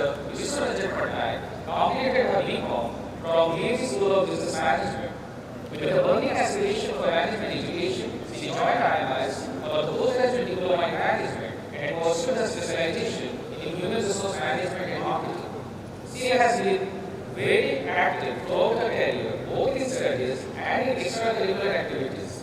At present, she is working as senior HR executive, regional HR of 3 southern states, Karnataka, Andhra Pradesh, and Telangana, in Coffee Global Limited Beverages Division. She won Hiring Excellence Process Improvement Performer in Coffee Global Limited. Upon the recommendation of the Academic Council, Ms. Felicitation has been adjudged the best student in postgraduate diploma in management and hereby awarded with Shyam Sundar Award for the class of 2023. Now, I request Ms. Felicitation to receive the award from the Honorable Convocation Speaker.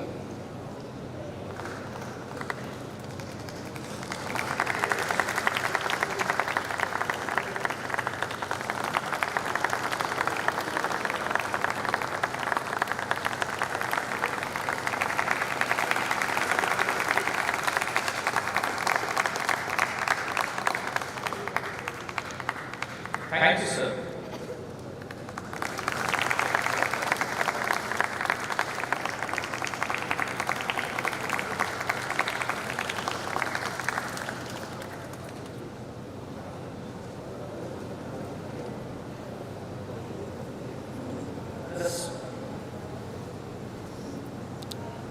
The Specialization Topper Award in Marketing area goes to Ms. Sonalika Das. I request Ms. Sonalika to come to the stage and receive the government award from the Honorable Guest of Honor.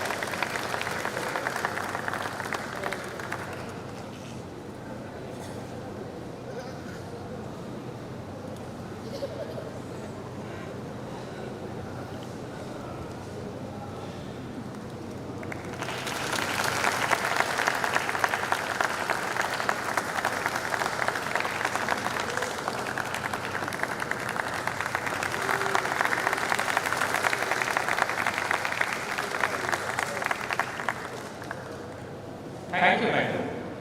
The Specialization Topper Award in Finance area goes to Mr. Satyabrata Naik. I request Mr. Satyabrata to come to the stage and receive the honorary award from the Honorable Chief Guest.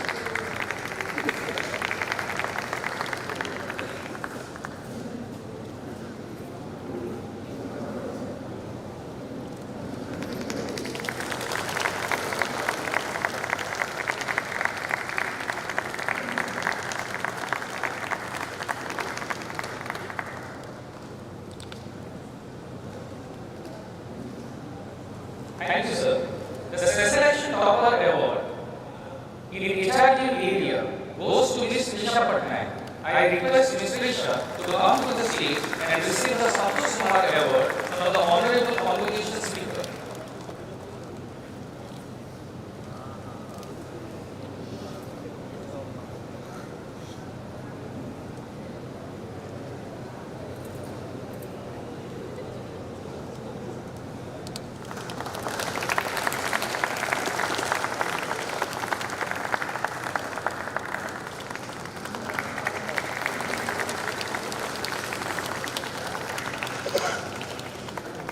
Thank you, Madam Ministers. Among the class of PGDM 2024, the gold medal in the memory of late Hemant Kumar Patnaik goes to Mr. Rahul Bhumi. I request Mr. Rahul to come to the stage.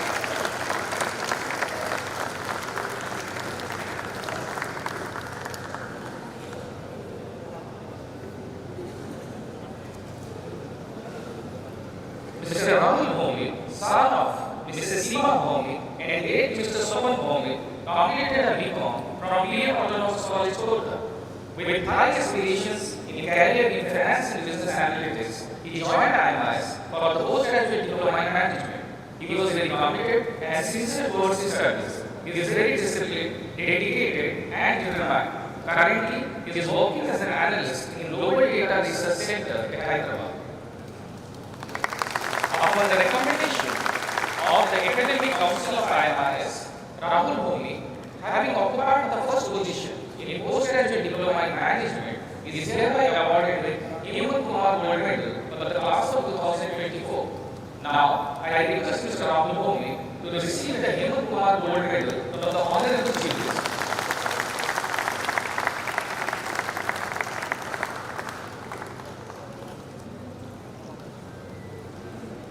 Yes, I think it's still there.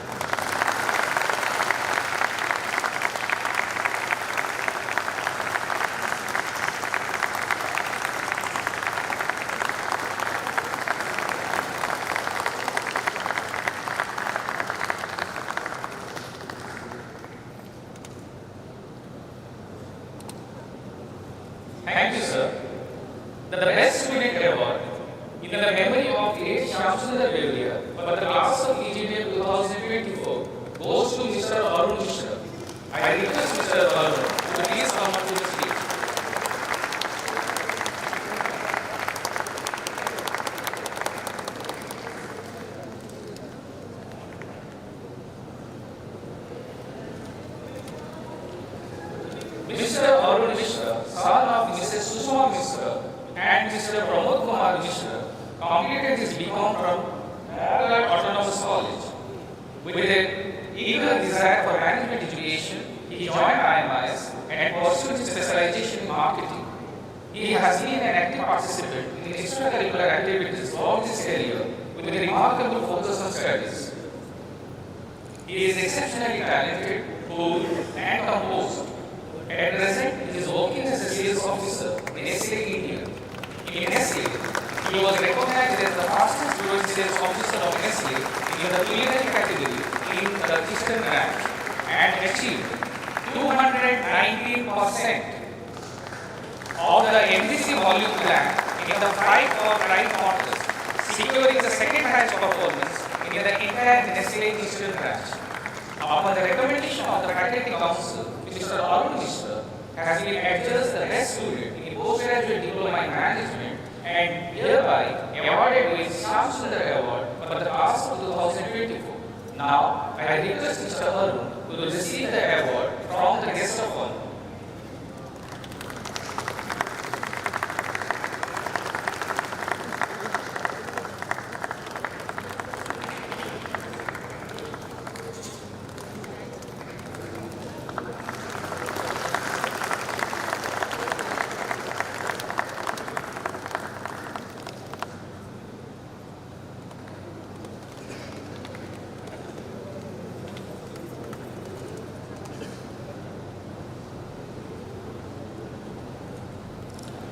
Thank you, madam.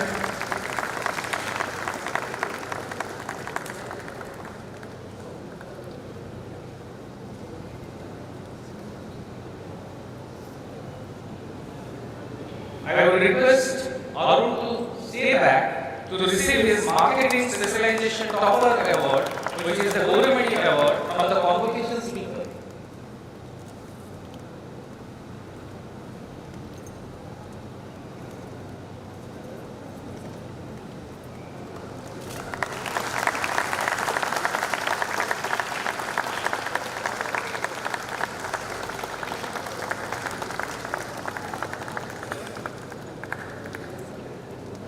Thank you, sir. The Specialization Topper Award in the Finance area goes to Mr. Swami Saurav. I request Mr. Swami Saurav to come to the stage and receive the Honorary Award from the Honorable Chief Guest.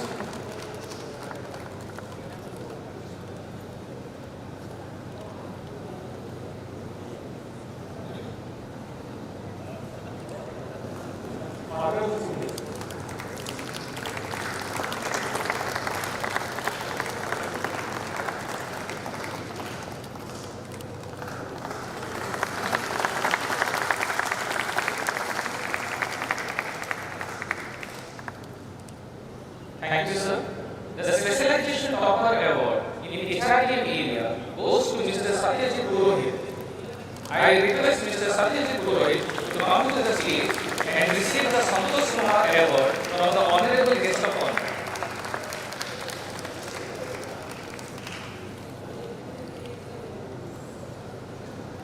Please give a big round of applause. Keep on clapping.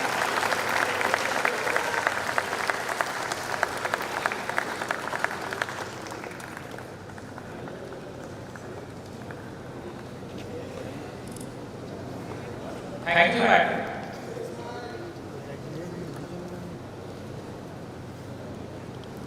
Thank you, madam ministers. Among the class of PGDM 2025, the gold medal in the memory of late Hemant Kumar Patnaik goes to Mr. Simhat Kumar Seth. I request Mr. Simhat to come to the stage.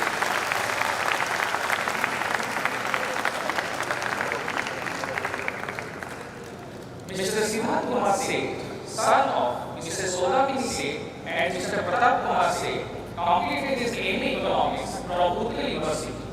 With a strong penchant to make a career in marketing and finance, he joined IMIS for the postgraduate diploma in management. He is very smart, honest, and result-oriented. He won first position in case study and third position in roti competition held at Birla Global University. His persistence and dedication towards academics made him top the list of students of PGDM class of 2025. Currently, he is working as territory sales manager in Berger Paints India Limited. He is ranked 7th All India and first in Odisha in network expansion during Q2, reflecting strong dealer onboarding, territory coverage, and market penetration at Berger. Upon the recommendation of the Academic Council of IMIS, Mr. Siddharth Kumar Seth, having occupied the first position, he is hereby awarded with Hemant Kumar Gold Medal for the class of 2025. Now, I request Mr. Siddharth Kumar Seth to receive Hemant Kumar Gold Medal from the Honorable Chief Guest. Sir, please.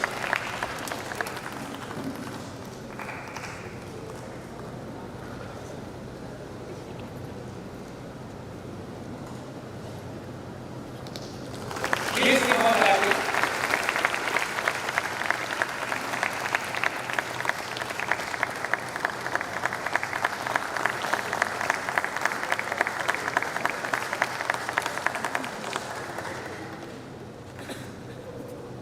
Thank you, sir.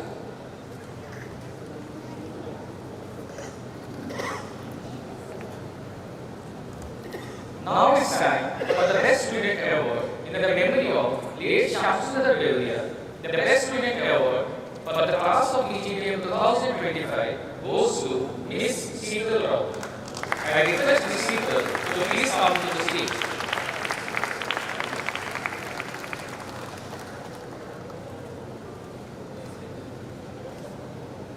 Miss Sheetal Rao, daughter of Mrs. Sasmita Rao and Mr. Prayash Chandra Rao, completed her BSc Botany Honours from Ramadeni University. With an ambition for management education, she joined IMIS for the postgraduate diploma in management and pursued a specialization in marketing and finance. She was very meticulous, focused, and sincere towards her studies. She is very smart, honest, and result-oriented. At present, she is working as an associate analyst in Global Data Research Center, Hyderabad. Upon the recommendation of the Faculty Council, Ms. Sheetal Rao has been adjudged the best student and hereby awarded with Shamsundar Award for the class of 2025. Now, I request Ms. Sheetal to receive the award from the Honorable Convocation Speaker.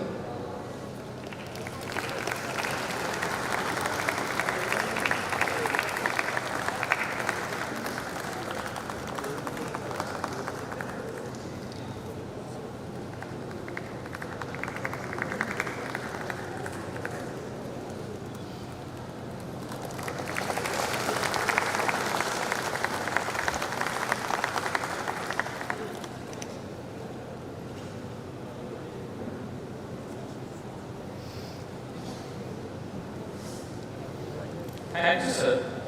Now it's time for Kasi Prasad Khemka Award for Academic Topper Second Position, sponsored by Mr. Rajkumar Khemka of Qatar. The award for the class of PGDM 2025 goes to Ms. Sheetal Rao. I would request Ms. Sheetal to please come back to the stage again. Upon the recommendation of the Academic Council of IMIS, Ms. Sheetal Rao, having occupied the second position, is hereby awarded with late Kasi Prasad Khemka Award for the class of 2025. I also request Mr. Rajkumar Khemka to join us on the stage. Please, sir.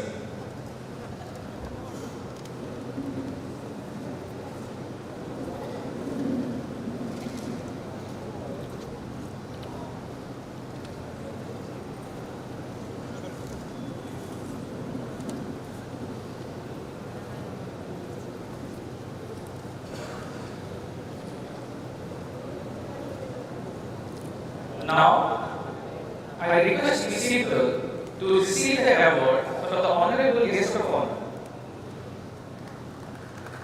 Ma'am, please.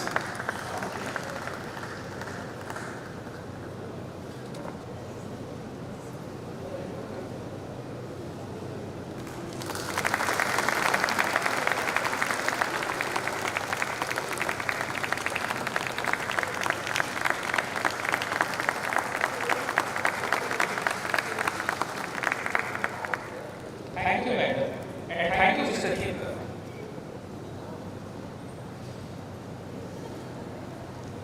Now it's time for late Maria Kuti Matthew Award for Academic Topper Third Position, sponsored by CMA Thomas Matthews of Ranchi. The award for the class of PGDM 2025 goes to Mr. Gyanaranjan Panda. I request Mr. Gyanaranjan to please come on to the stage.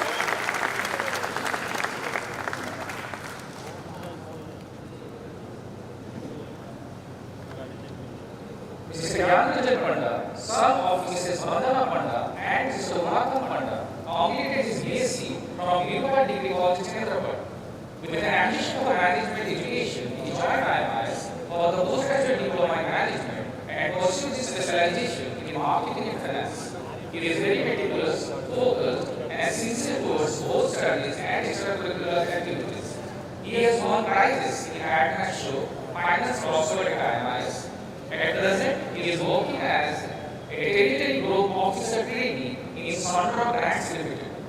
Upon the recommendation of the Academic Council of IMIS, Mr. Gyanaranjan Panda, having occupied the third position, he is hereby awarded with Maria Kuti Matthew Award for the class of 2025. I also request CMA Thomas Matthews to kindly join us on stage.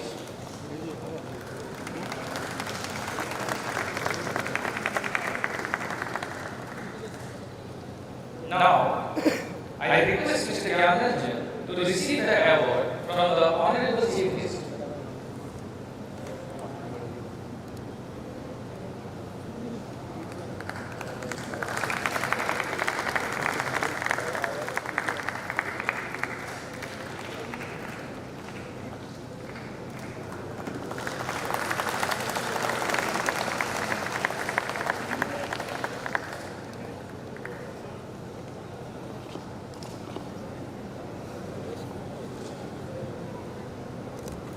Thank you, sirs.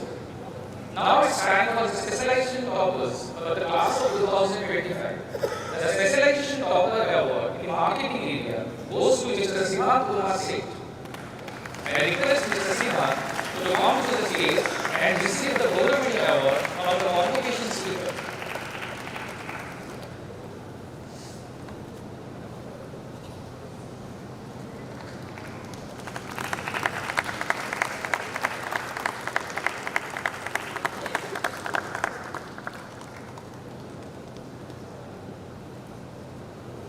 Thank you, sir. The Specialization Topper Award in Finance area goes to Mr. Sheikh Kamruddin. Since Kamruddin could not make it today, so on his behalf, now I request Professor Sahadev Swami to come onto the stage and receive the Best Specialization Topper Award in the Finance area. This is the Amarya Award. I request him to receive it from the Honorable Guest of Honor. Please give a big round of applause.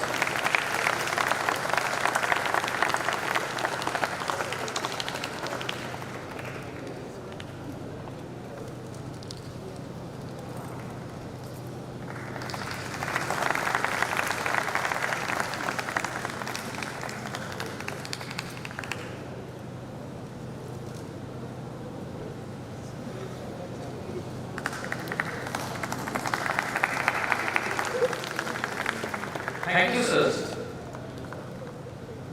The Specialization Topper Award in HRDM area goes to Mr. Abhay Kumar. As Abhay could not make it today, I request Professor Snehamai Chaudhary, Area Chair HR, to come to the stage and receive the Santosh Kumar Award from the Honorable Chief Guest.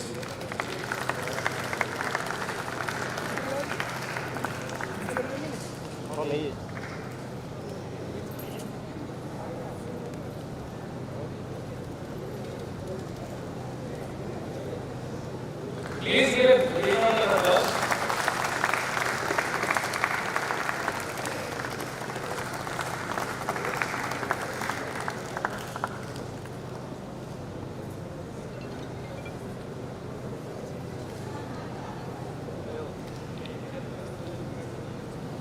Now, it is the time for certificate distribution. I now request the graduates given consent for the class of 2023 to come and receive the certificates from the honorable guests. Miss Sonalika Das.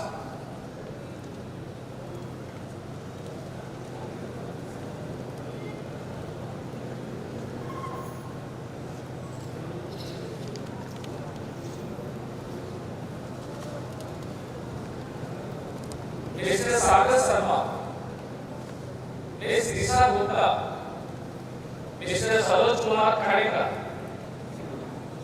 Mr. Satyavrata Naik, Mr. Piyush Mishra, Ms. Risha Patnaik,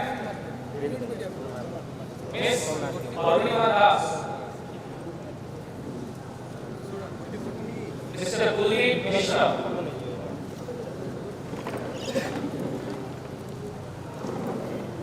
Mr. Ajit Kumar Panda,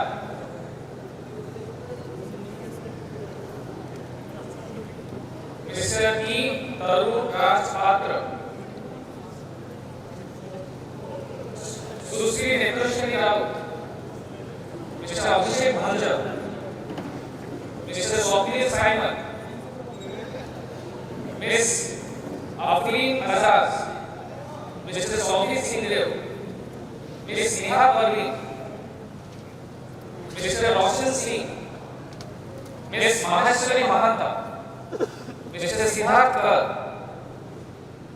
Mr. Tausif Ali, Mr. Siddham Jena, Mr. Avinash Sarat Sahu, Ms. Sonali Patnaik, Ms. Jyoti Agarwal, Mr. Shivam Bajpai, Mr. Pradipta Gajendra, Ms. Pooja Rani Sahu, Mr. Sasikant Panda, Mr. Satyajit Mahakur, Mr. N. Pritam Kumar, Mr. Shubham Surasi Jaina, Mr. Ashish Kumar Panda, Ms. Nikita Bhari, Mr. Devashish Naik, Mr. Sabyasachi Sahu, Mr. Kaushik Biswal, Mr. Samir Kumar Parija.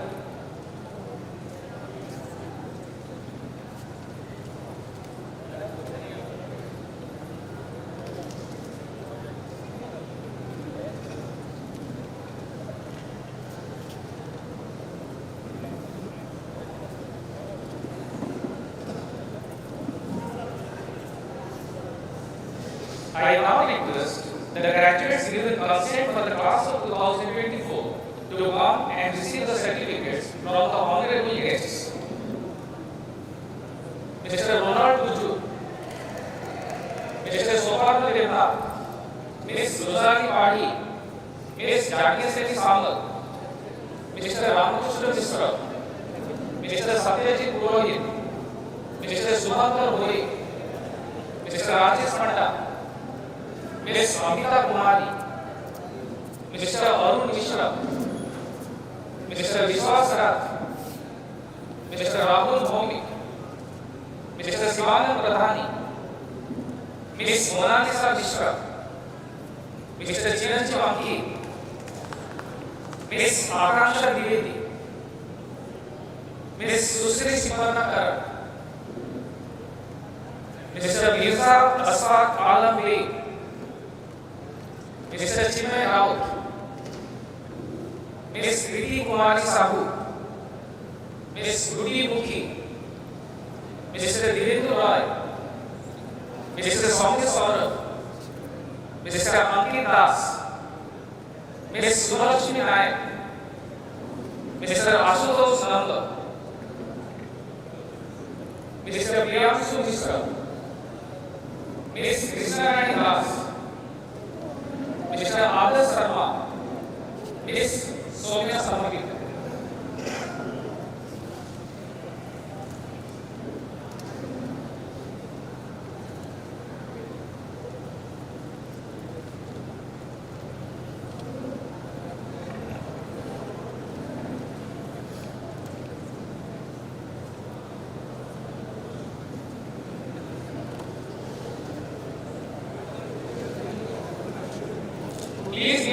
round of applause for them.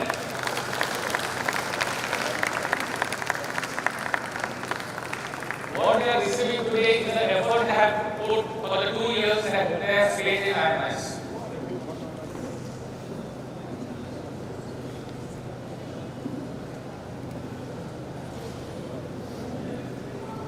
Please keep clapping. Till the last student leaves from this place, keep on clapping.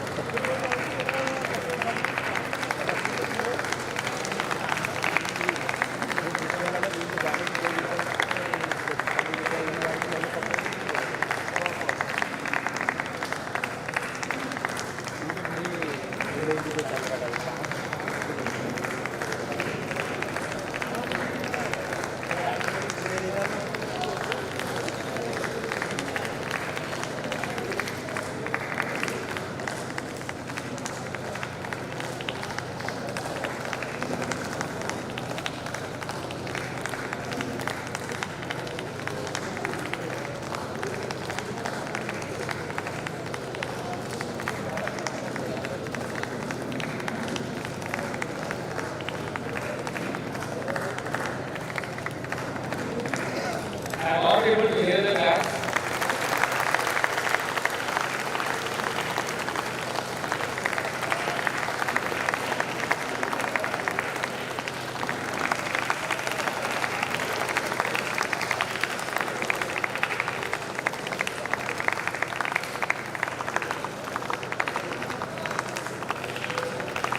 I now request the graduates of the class of 2025 to come and receive the certificates from the honorable guests.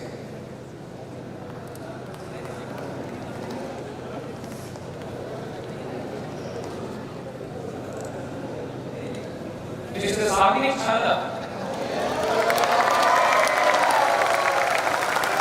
is one of the most popular candidates in the campus. Miss Samana Priyadarshi, Miss Vaisakhi Das, Mr. Sudipto Giri, Mr. Chandan Patel, Mr. Gyanranjan Panda, Mr. Abhay Kumar, Mr. Sai Kiran Raidu, Mr. Seetam Naik, Miss Vasarani Behra, Mr. Afin Nair, Mr. Sheikh Kamaluddin, Mr. Vishwaranjan Behra, Mr. Rishi Kumar Mishra, Miss Hindal Rao, Mr. Ajitesh Mudli, Mr. Sahil Kumar Sahu, Miss Asa Brahma, Mr. Samudri Das, Mr. Sipul Kumar Mahathma, Miss Geetika Samakar, Mr. Prashant Kumar Sahu, Mr. Subham Kumar Singh, Miss Angelia Rukli Rajesh Bhai, Mr. Anirudh Mohanty.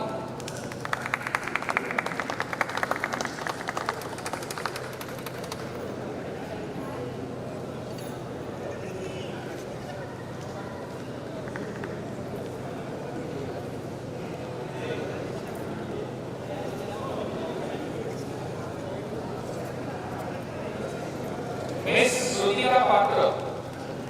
Mr. Arun Kumar Naik. Mr. Manoj Kumar Chetty.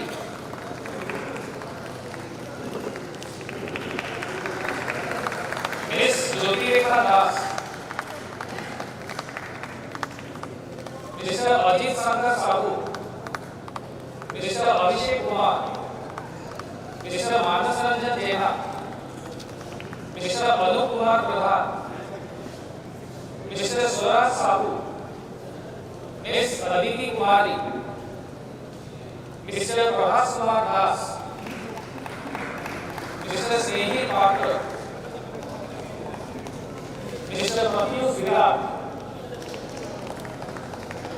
Mr. Siddharth Kumar Seth.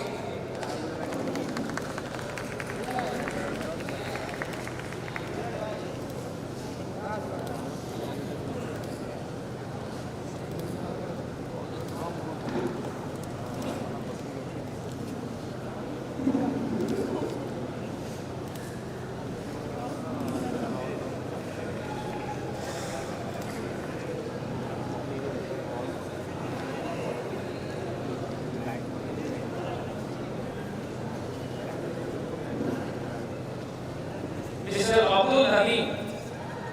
Mr. Chinmay Sethi. Mr. Suman Kumar. Please keep on clapping.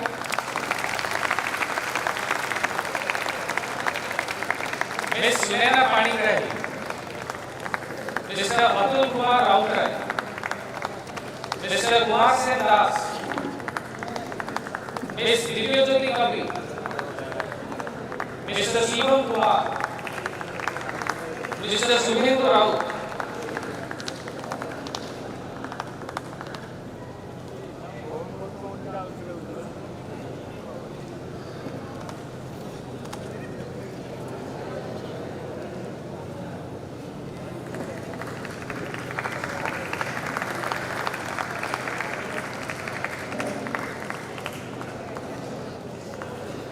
Mr. Sagar Maiti. Ms. Supriya Sasmal.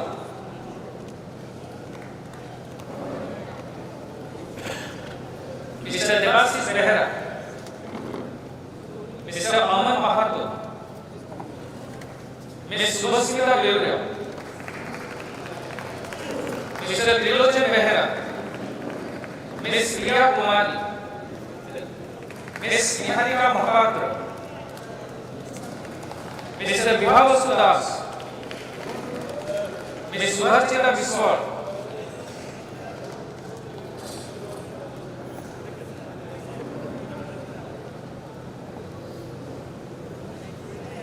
Ms. Poonam Priyadarshini Das. Ms. Simran Behera.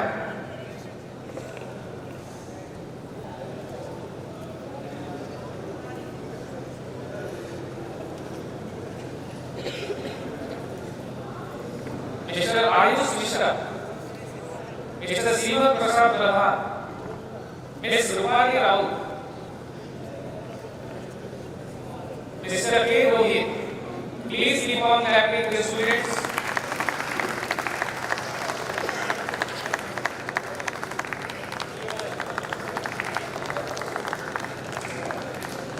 Ms. Sri Gopi. Ms. Madhusmita Sahu. Mr. Vivekanand Behera. Mr. Suman Chandra Rathod. Ms. Simran Agarwal. Ms. Ayushi Singh. Mr. Priyanshu Raj. Ms. Monalisa Sahu.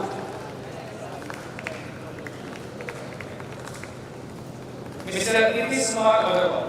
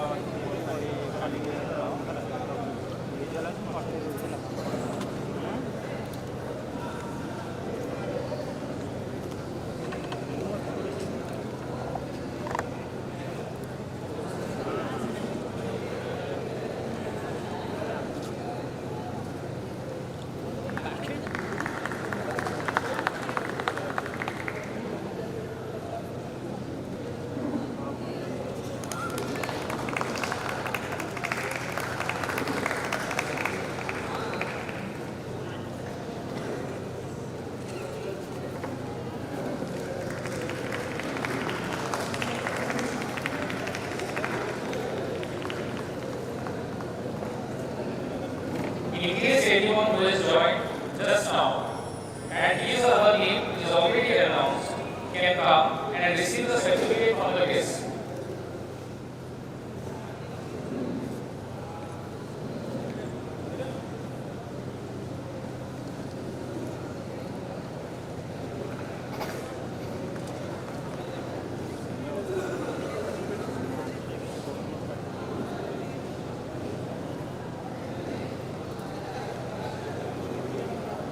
Thank you, Madam and sirs.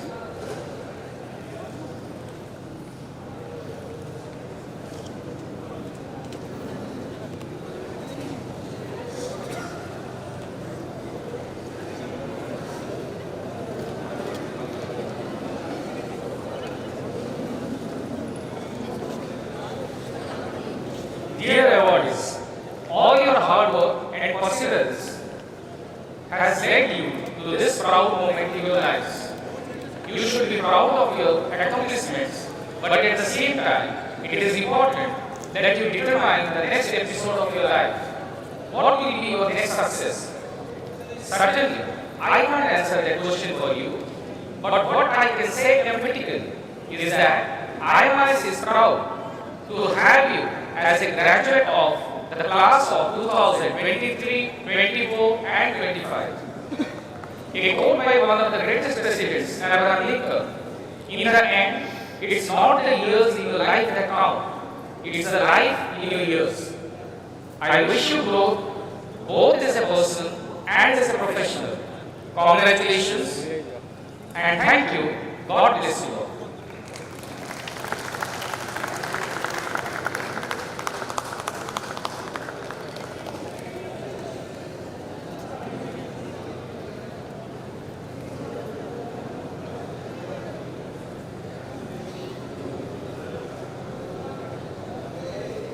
Thank you, sir. Congratulations to all. It took a lot of work, time, and persistence too to achieve the important goal that you set out to do. That effort now pays off. Congratulations, seniors. The world now offers more to you. Your future looks strong and bright. May this day be just the beginning of a lifetime of fulfillment for you.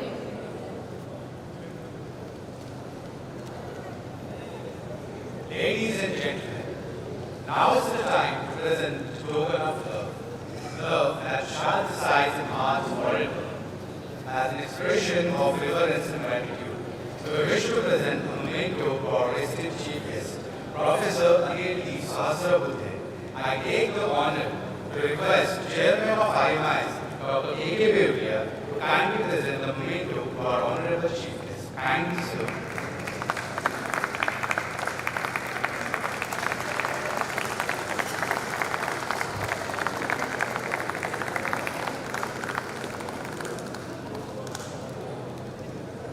Thank you, sirs. As a token of love and respect, we wish to present a memento to our convocation speaker. I request Director Madam Dr. Usha Kamila to present the memento to our convocation speaker, Professor Dr. S.S. Patnaik. Please, ma'am.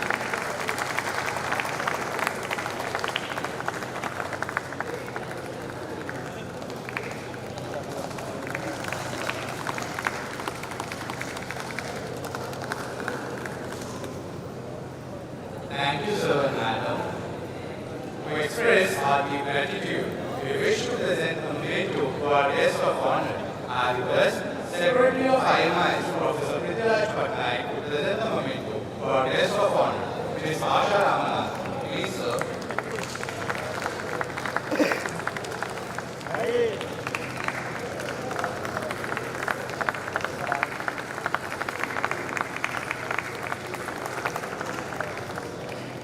Thank you, madam. Thank you, sir. Gradually, we are drawing towards the end of this auspicious occasion. We would like to request our Honorable Secretary, Professor Prithviraj Patnaik, to please come and propose the vote of thanks. Please.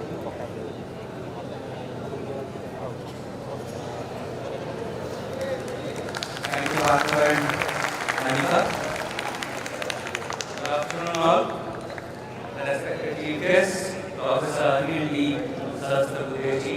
Chairman, NEDF, NBA, and NAC. Our guest of honor, Ms. Asa Ramanathan, Chief Operating Officer, PwC India.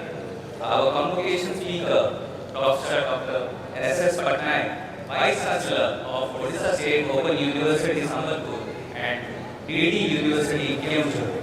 Our esteemed Chairman, Dr. K.K. Beoria, Director, Dr. Usha Kamila, Dean, Sir, members of the Board of Governors, Faculty Council, Academic Council, staff, proud parents, distinguished guests, alumni, members of press, and most importantly, our graduating students. Good afternoon and greetings from IMIS family.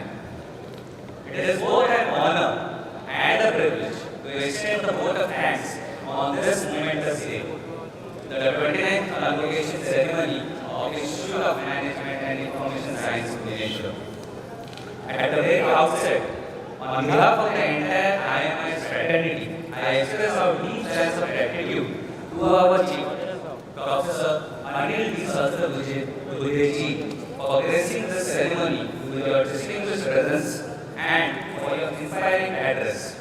Your vision for quality assurance, innovation and technology integration in higher education has always guided institutions like ours.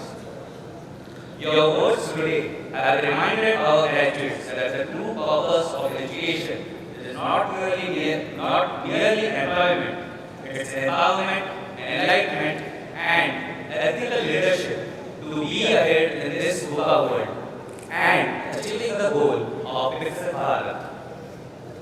We are equally honored by the presence of our guest of honor, Ms. Asa Ramanathan, whose journey as a corporate leader embodies resilience, innovation, and inclusivity. Ma'am, your insights into the corporate world and your advice on embracing change, agility, and authenticity while being committed and resilient and balanced will remain a lifelong lesson for our young managers as they step into the professional careers. Our sincere thanks to our convocation speaker, Professor Dr. S.S. Patnaik, for your motivating address that beautifully connected the essence of lifelong learning with social responsibility in today's digital landscape. Your emphasis on having a WH approach for decision making, on continuous learning and humility in leadership will certainly guide our graduates in their future endeavors. A special word of gratitude to our chairman, Dr. K.K. Beoria, for his leadership and unwavering commitment to excellence. Sir, your consistent guidance has helped IMIS maintain its position among the most respected B schools in the country. We also thank our director, Dr. Usha Kamila, for her dedicated academic leadership and her tireless efforts in fostering a culture of innovation, integrity, and inclusivity at IMIS. To our dean, Dr. Suryadev, we thank you for your consistent dedication and your tireless endeavors in order to shape and mold our students, keeping a watchful eye on their careers, the result of which we are seeing today. To our faculty members who have been mentors, motivators, and guides, your commitment to developing not just competent professionals but responsible citizens deserves heartfelt appreciation. To our staff and organizing committee, thank you for ensuring a seamless conduct of today's convocation with such grace. I would like to mention Professor S.K. Babu, Professor of Decision Science, Mr. Bhagirath Behera, and our dear seniors and juniors for their precise coordination in this entire event. We extend our gratitude to our corporate partners, recruiters, alumni for their continued faith in IMIS and their role in strengthening our industry academia linkages, which is central to our mission of producing industry-ready professionals. To the parents and guardians, we thank you for your trust and support throughout your children's journey at IMIS. Their success is as much yours as it ours. And finally, to our graduates, the star of the day, congratulations. As you step out of this campus, carry with you not just a diploma, but the values of discipline, leadership, and commitment that has defined IMIS. The world you enter will be challenging, but remember, IMIS graduates are trained not just to survive challenges, but to transform them into opportunities. Let this convocation mark the beginning of a lifelong pursuit of excellence, integrity, and impact. On behalf of IMIS, I once again extend my heartfelt thanks to each and one of you present over here for making this occasion a memorable one. Thank you, Jai Jagannath, Jai Hind, and have a wonderful afternoon.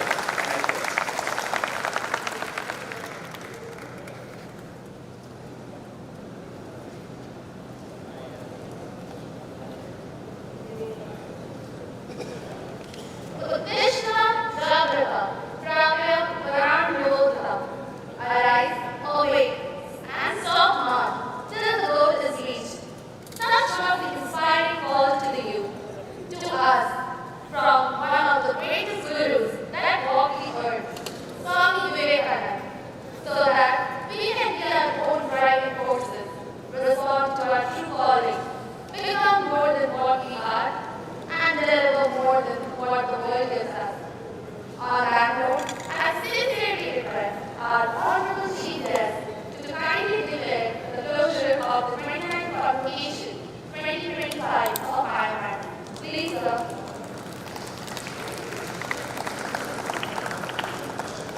I declare the 29th Convocation Ceremony 2025 of IMIS Bhubaneswar closed.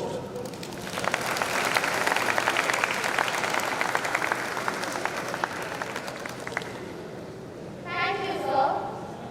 I request everyone present here to kindly stand up for the national anthem, followed by the return procession. Thank you.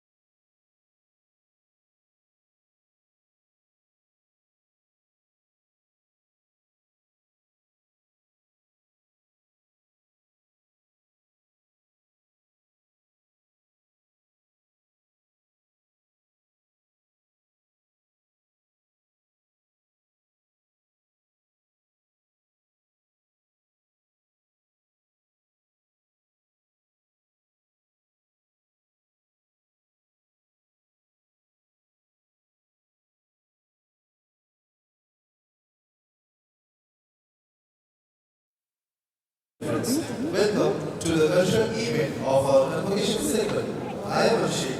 और मैं हूँ प्रिया। आज IMIS का ये परिसर कला, भाव और संपर्क के रंगों से सजे जा रहा है। आइए तान और लय के इस उत्सव का शुभारंभ हमारी मनमोहक नृत्य प्रस्तुतियों के साथ करते हैं। To begin this cultural journey, we bring you the classical and graceful dance Odissi from Odisha.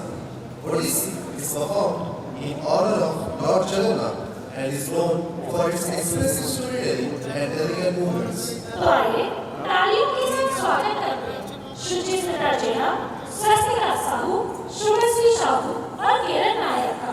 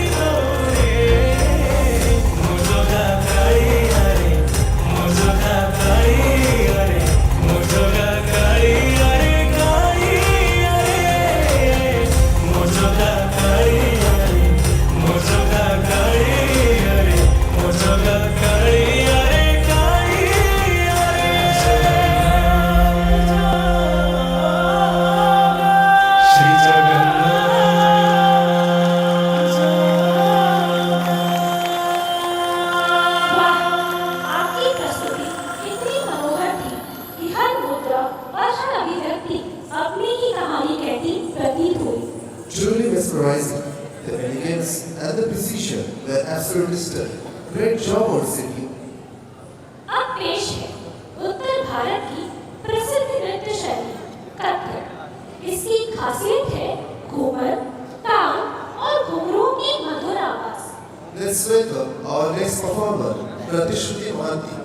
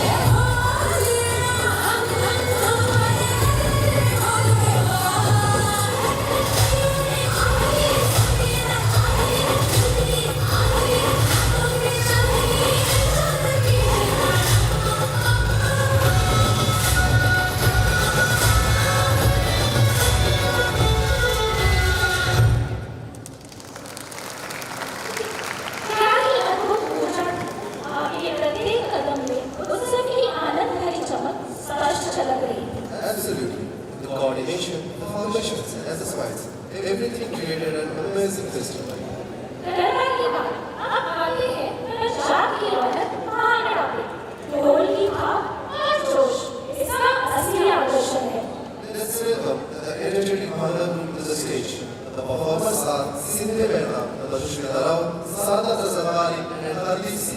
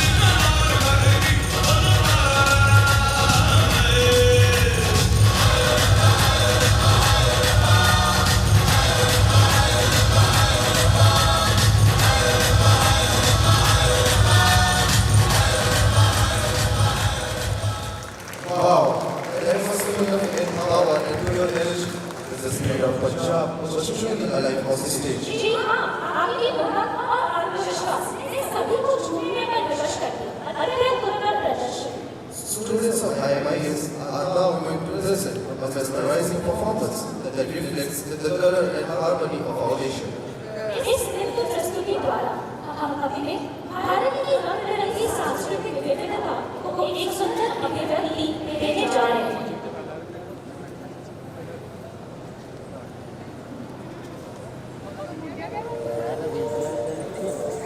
Thank you.